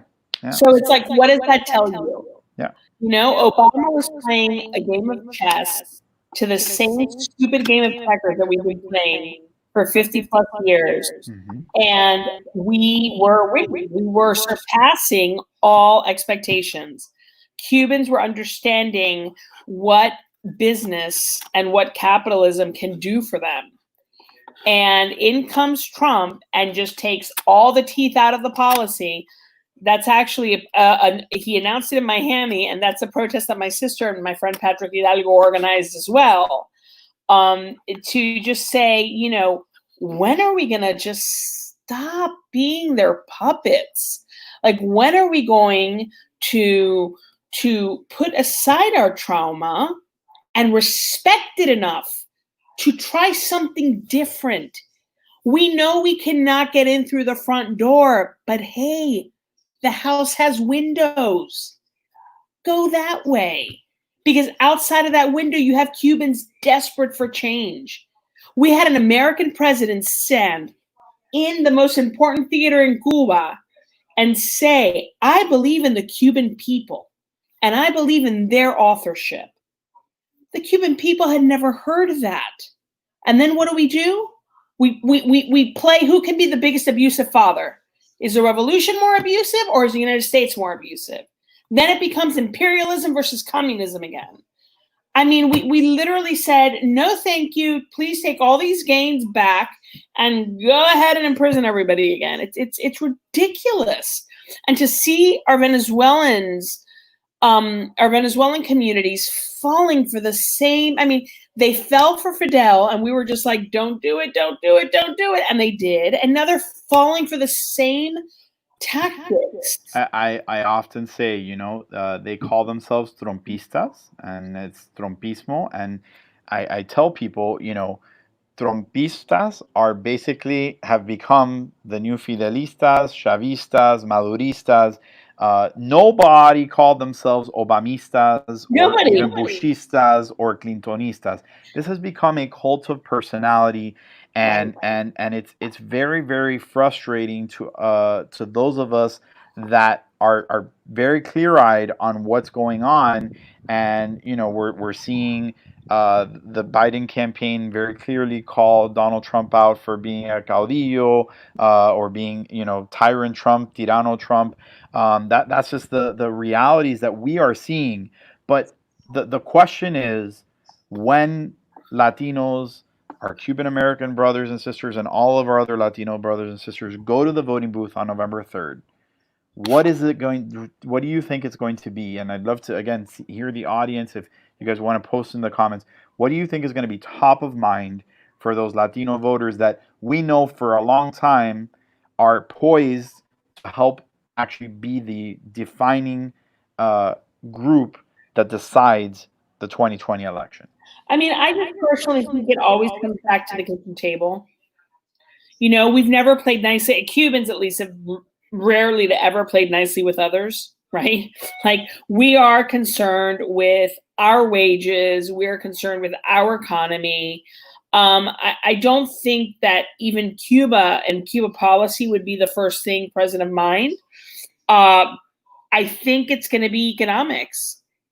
You know, at the end of the day, the economy's in shambles. And you could say, well, it's the pandemic, but it's not. Because the way we have 25% of the world's coronavirus cases and only 4% of the world's population. So the math doesn't support that idea. And, it's interesting because with this whole Trumpismo thing, I finally understood what my family went through during the revolution. I can see where people that are perfectly lovely are turned into these like ideological monsters that you don't recognize. And I can see the horror of that and how awful you feel and how desperate you feel for any kind of truth to fall in their heads and make sense. But I think at the end of the day, I think by the time the election rolls around, Corona is on the rise. I think it's going to easily reach 200,000 deaths in the United States, which is a crime. When you think about it, it's a crime. We had our first case the same day as South Korea. And South Korea had 236 deaths, I think. Same day, first case. And I think that it's going to come down to our economy, like how our small businesses are doing, and what's happening with our healthcare, because it is present of mind right now. I have a pre-existing condition. If I hadn't had, because I freelance and I'm a filmmaker and an actor, I've had insurance on and off. The first time in my life that I've had regular insurance is when I got Obamacare. And I was diagnosed with a condition that I had no idea that I had. I could very easily be dead if it weren't for Obamacare. So I think healthcare and the economy are what people are going to be more worried about. I don't think you're going to move the Trumpistas because they're like in major, Reverend Jones territory. Like there is nothing you can say to them. Like you can literally convince a Trumpista that the middle of the night is the middle of the day if Trump says it. It's amazing. And also when you see the videos that they're getting and when you see what they're posting on Facebook, when you see the media that they're getting that confirms every single one of their ignorances, every single one of their biases, that perpetuate lie after lie after lie, they're like, well, my video says this. And they have zero regard for real media, right? So I like to call it out when I see it on Facebook, like that's a Russian bot and this is why. That's a fake picture and this is why. But when it comes down to it, I do think it's going to come down to economics and health. I don't think it's going to have anything to do with Cuba. I don't think it's going to have, it's going to be economics and health because that's what we're all thinking. That's what we're all dealing with right now on a daily basis. Yeah, it's definitely going to be top of mind. It's top of mind right now, and it's likely to be top of mind as people go into the voting booth on November 3rd. But groups like Cubanos con Biden, Latinos con Biden are doing their best to make sure that folks out there are clear also on Biden's policies towards Latin America and towards Cuba. And I'm glad that we have people like you, Carmen, and Felice, and my fiance Daniela, and so many other amazing folks, Lourdes Diaz, who are helping to make sure that the right message is shared with folks. Because I see the Trumpista and the GOP, or really they're calling themselves Trumplicans at this point. They've really just blown up the Republican Party. They are working on overtime to spin and change the narrative and distort facts, like you said, like the facts of the news media and whatever. It's all fake news, right? Yeah. And so when Biden came here to Florida and in Miami and does the interview to talk about Cuba policy, right? They were like, oh, they're going back to the Obama policy and try to distort all that, and totally disregarded the fact that Joe Biden made it very clear we are going to build on the Obama policy for Cuba, and we're going to hold the dictators in Cuba accountable for human rights violations. Additionally, we're going to hold Venezuela and Maduro accountable for their human rights violations and all they're doing to oppress democracy there. Not to mention that everybody needs to, again, pay attention to the facts. And these are things that even our fellow Cuban American and Venezuelan American brothers and sisters know for a fact, right? So for decades, Russia has been engaged in Cuban politics very, very deeply. And it has been under the Trump administration that Russia has landed its planes in Venezuela. We've seen China take a stakehold in our hemisphere as well. And guess what? Weeks ago now, or just a few days ago, Iran starting to get engaged in Venezuela, and now Venezuela bringing not only Venezuelan oil, but Iranian oil to Cuba. So these are the facts that we got to get out. Yeah, I think those are the questions, Chris, that when people bring up Cuba policy, I think it's like, hey, I know what my receipts are. Show me yours. What has Trump done to hold these dictators accountable? Give me the dates. Give me which political prisoner he's come out of jail. Give me which dissidents he supported inside of Cuba. Give me ways in which he's blocked Chinese, Russian, and Iranian investments in Venezuela and Cuba. Show me the ways in which he's done that. Show me I'm wrong. Because I can show you where Obama did it. So if you can't show me where Trump did it, show me how the policy changing helped. Because if it helped and I'm wrong, great. He's right about that. But there's no proof of it because he didn't do anything. And that's the thing. Like, I think Democrats, this is where I personally get very frustrated with Democrats because we're so earnest, right?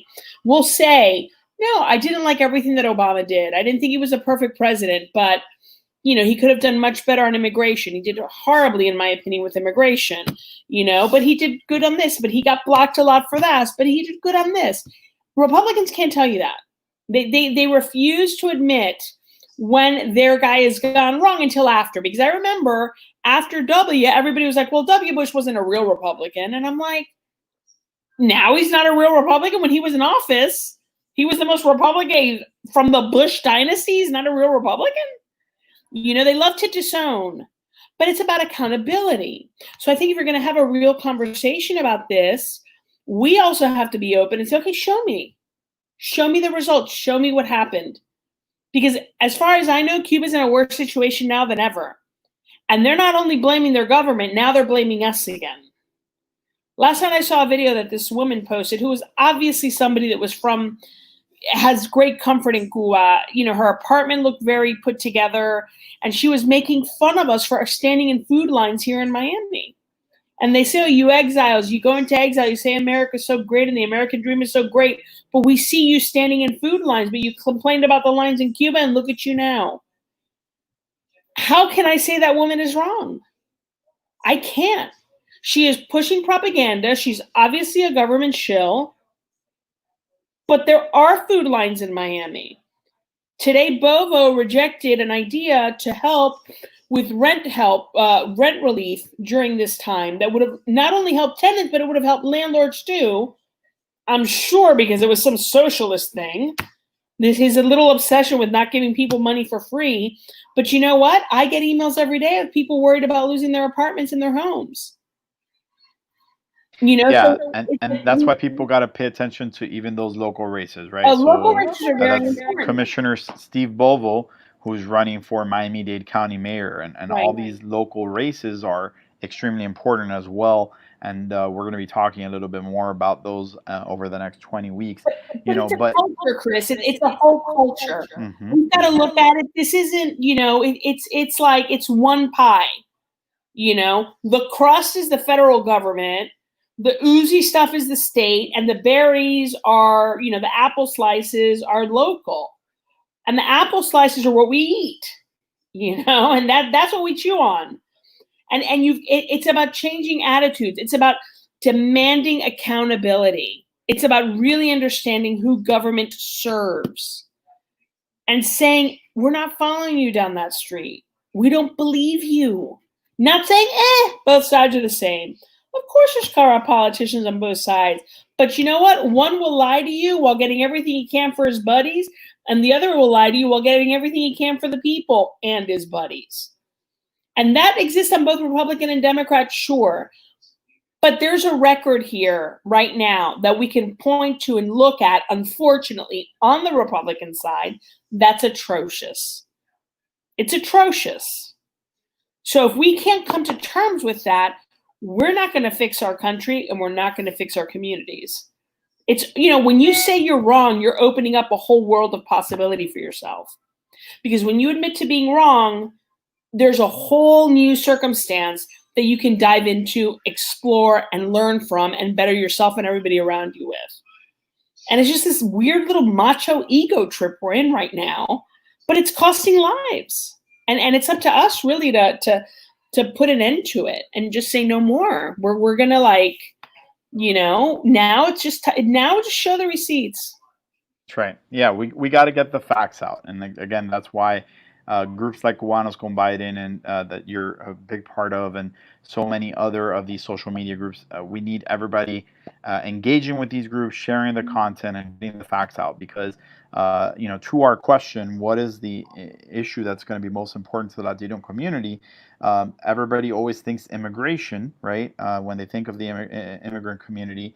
And, you know, I want to touch on that real quick, because immigration is a really important thing. And I think the Obama administration and the Obama-Biden administration don't get enough credit, recognizing that really their administration extended great protections to thousands of immigrants under DACA, right?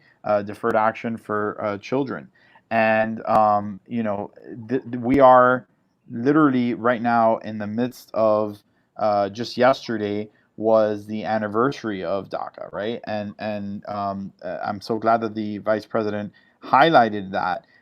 It's a program that, you know, Donald Trump has used as a wedge point to try and use these young people, mostly young people, as political pawns. And you know, when you realize that it's, you know, Obama, Biden that gave that opportunity to those who were brought here through no fault of their own to have that protected status. When you understand that it's Joe Biden who was responsible for crafting the very first sanctions against the dictatorship in Venezuela and all the oppressors of the Venezuelan people. When you realize that it's Democrats who are actually trying to lift up the voices in Cuba that are fighting for democracy and a free Cuba, and that's the case all over Latin America. You know, you got to take a pause and say, wow, you know, the Republicans have been using these issues again as wedge issues. They've been using as their political pawns, and I think it's time that the Latino community say, suficiente, basta ya, enough is enough. We're definitely in our basta ya moment. I will say, though, in reference to immigration, something that's particularly, I was very disappointed. DACA was good, but I was disappointed in the deporter. You know, he deported more people, and he kind of, Obama did kind of start what Trump put on rocket fuel and took off, something like getting stopped for a minor traffic thing and being able to deported, like that. Unfortunately, that's where I kind of, as a Democrat, have to take responsibility. Like, there's a lot that got started in the Obama admin that they just took and maligned and turned around, other than DACA. But this is where I would say more disappointing is the fact, and this is something that I'm hearing from my Mexican friends, my Salvadorian friends, my Colombian friends. A lot of their parents are anti-immigrant too. I was in North Carolina, and I had somebody, a Lyft driver that was from Turkey, telling me how he'd only been in North Carolina for a few years, that he had gotten here from Turkey, that his country was, you know, that he sees what's happening here is what happened in Turkey, and it's very afraid. He sees Trump as a dictator. The entire ride, he's telling me how much he hates Donald Trump. And then he says, but, you know, the other danger that's happening here is what happened in my country. We let all the immigrants in. And I was thinking, you're an immigrant. You're the one that he's complaining about and everybody hates right now. You've been here 10 minutes and you want to close the door behind you? And it's something that I found in a lot of our communities, of our Latino communities, much to all our shocks, because we're younger and we're just like, no, of course, people should have the right to come in, and there's so many things. Without our economy does better with immigrants. The people that are blocking sensible immigration reform is big agro that doesn't want to have to pay minimum wage to these people that they basically have as slave labor right now. But it's shocking how many Latinos are actually anti-immigrant. It is embarrassing. You have to ask yourself psychologically why that happens. But at the end of the day, I do personally give thanks a lot to the Obama and Biden administration, because I know that they went to the mat for the Latino community. They tried to get comprehensive immigration reform done.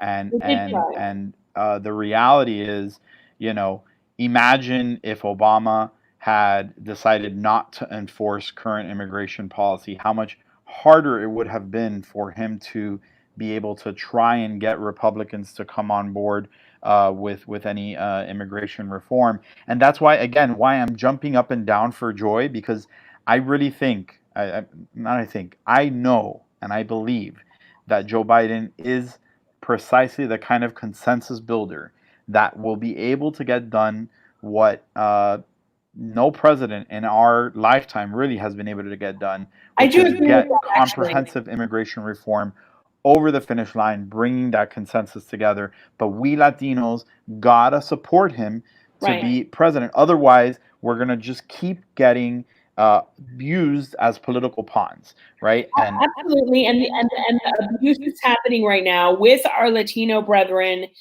in ICE and in ICE detention centers and at the border is mortifying. And for however disappointed I was in Obama's immigration policy, I do believe that Biden learned a lot from where the pitfalls and the mistakes were.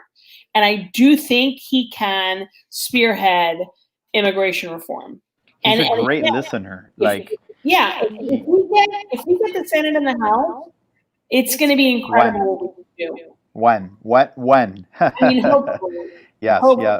We just got to work to make it happen. So Carmen, I know you have a lot on your plate, and we have a lot of work to do. But I want to ask you last thing. In vein of that work, right? What do you call on your fellow Cuban Americans, my fellow Cuban and Venezuelan Americans, all Latino Americans, and really everybody within our reach? Everybody, I loved seeing earlier today, actually one of my personal friends that jumped into the Cubanos con Biden Facebook group and said, well, I'm technically not Cuban, but I've lived in Miami my entire life, so I'm basically Cuban by adoption, right? So what are we calling on them to do? What action can they take between now and the third over the final 20 election to make sure that we defeat Donald Trump and that we elect Joe Biden? Because we got to get Biden elected as our next president. I would say get active and get your friends to commit to vote for Biden. Don't be afraid of uncomfortable conversations. When you are afraid of uncomfortable conversations, what you're projecting is, I'm afraid of a new possibility. Sit in that uncomfortableness and ask questions of those. Let them make sense of it through their conversation with you. Let them make sense of it. Don't preach, model. I believe in this, which is why I'm voting this way. Not you should vote that way. Model, because Cubans don't like to be told what to do. I think we should get people to get their mail-in ballots, get registered for mail-in ballots, because we don't know what's going to happen with Corona. And I think we have to be extremely vocal. We have a candidate that we can be proud of. We need to put him out there. We have to come out of the closet as Democrats. We have to come out of the closet as sensible voters and not one-issue trauma voters. We have to stop selling ourselves cheap. So don't be uncomfortable about don't be afraid of the uncomfortable conversation. Stay calm. Get people to register to vote by mail and model. be vocal, be supportive of our candidates because they earned it. They're good people. Everything's not going to be perfect, but compared to what we're living to now, it's going to be like honey and roses falling from the sky every day instead of these horrible like torpedoes that ruin so many lives. We have a real opportunity right now, really our last opportunity to pull our country out of the fire. People like to be extreme and bombastic, and every election is the election of your lifetime.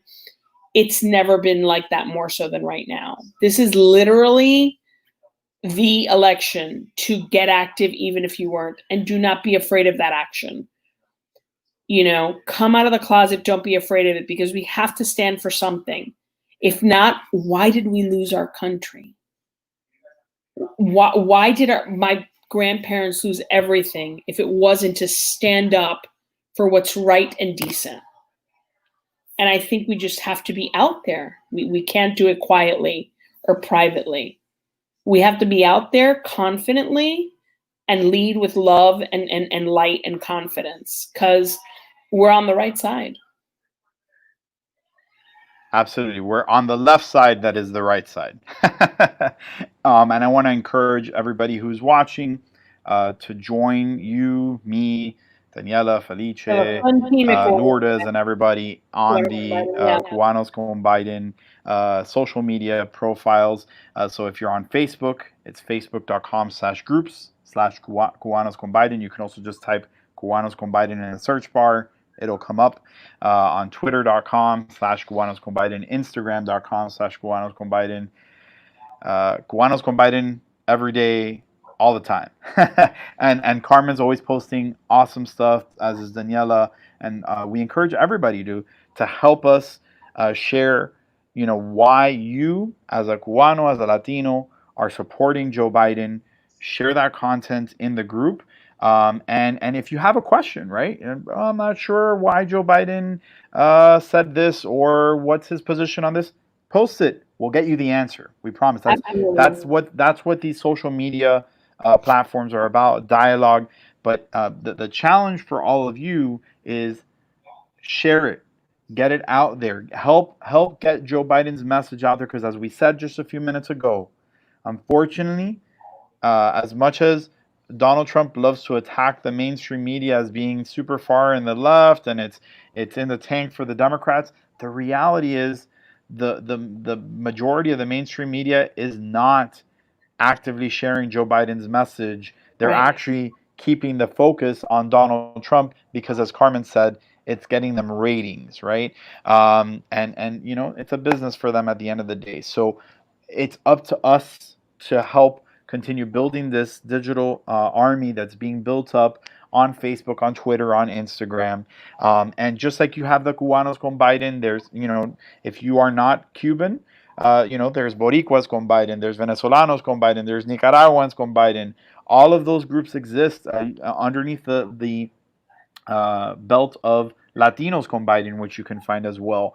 And find, you know, the group that you most identify with, become a part of it, help grow that group, help share good, positive content, and be part of this conversation, be part of this defense of our democracy, and make sure that we defend what the very fabric of our nation represents, which is what Joe Biden is fighting for and will represent when he's elected as president of the United States. Carmen, thank you so much for joining us. Any last words before we say goodnight? Just go ahead and enjoy it. You know, it's a fight, but it can be a fun fight. Enjoy it. This is good, you guys. We're doing good. We have a fun group of people together, and people that again respect themselves and respect each other and this country, and we can have fun with this. We can have fun with this. This can be a good. It doesn't have to be a painful 20 weeks in November. You know, Absolutely. It can be fun, and let's make it fun. Saving our country is a good thing. And Carmen always keeps it fun. So, like I said, hopefully you'll join us again on one of these Tuesday broadcasts as we count down to November 3rd over the next 20 weeks. So, Definitely. Carmen, thank you so much for joining us. Thank you, Chris. Te queremos mucho, and mismo. enjoy a cafecito tomorrow for us. Nice. Have a wonderful evening. Take it easy. Bye-bye. Thank you. So that was Carmen Peláez of Cubanos con Biden. You've got the information on how to join Cubanos con Biden there on the screen. I hope you guys will join that as well. One last quick thing before we go, and I know we've gone for quite a while tonight, but I thought it was really good conversations with everybody that we have brought on to this broadcast on the 20th week before the November 3rd election. I wanted to share with you all very, very important announcement that the Biden campaign just made yesterday, and that is that a week from today, just before our 7 p.m. broadcast next Tuesday, there will be a very, very special event that none of you will want to miss. So that is a special grassroots fundraiser with none other than President Obama. President Obama and Joe Biden participating in that grassroots fundraiser next Tuesday, June 23rd at 5:15 p.m. You can chip in any amount, right? So some of these fundraisers, it's a little out of reach for those of us that, are middle class, members of the middle class, and have, some people are out of work right now because of the coronavirus pandemic. But this is a fundraiser that you can chip in any amount to participate in and see the dynamic duo that we all love back on the screen together.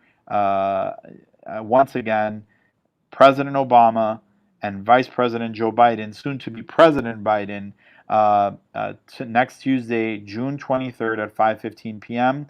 And you can chip in at joebiden.com/Obama. So I certainly hope you all will do that. Last two things that I want to share with you guys before we go, and I promise you we're wrapping up as soon as we share this. So we started out the broadcast with Ricky Junquera, who joined us on the Ride In with Biden caravan across South Florida. It was the very first Ride In with Biden caravan in the state of Florida. And I wanted to share with you guys a really fun song that we played during the broadcast, during the live stream of the caravan this past Sunday. I don't know if everybody got to see it, and I wanted to share this as part of this broadcast as well. It's a fun song from a fellow Floridian, also from the Tampa area. I'm from Miami, but we had some folks from Tampa earlier tonight. And his name is Johnny G. Lyon. And it's just a really quick little jingle that he came up with that I hope you guys will check out on YouTube. And I hope it gets stuck in your head and that you get everybody to join us in Riding with Biden. Check this out. I'm riding with Biden, Biden all the way. I'm riding with Biden for president of the USA. I love that. I hope that gets stuck in everybody's head. Riding with Biden. It's in mine. Well, again, thank you all for joining us tonight. We will be back again next Tuesday evening at 7 p.m. For our next edition of our countdown to November 3rd, the 2020 election, as we flip Florida blue with Biden and elect him as POTUS 46. And we end tonight's broadcast with an ad from the Joe Biden campaign, one of my favorite that they've made so far, called Progress, which is what we're all fighting for. And together, you and I and all of us across Florida, we will flip Florida blue with Biden. Now, the history of this nation teaches us that in some of our darkest moments of despair, we've made some of our greatest progress. The 13th, 14th, 15th Amendments followed the Civil War. The greatest economic growth in world history grew out of the Great Depression. The Civil Rights Act of 1964 and Voting Rights Act of 65 came in the tracks of Bull Connor's vicious dogs. To paraphrase Reverend Barber, it's in the morning where we find hope. But it's going to take more than talk. We had talk before. We've had protests before. We've got to now vow to make this at least an era of action and reverse the systemic racism with the long overdue concrete changes. For that's what the presidency is. The duty to care for all of us, not just those who vote for us, but all of us, not just our donors, but all of us. It's going to take the work of a generation. We stand together, finally as one America, we'll rise stronger than we were before.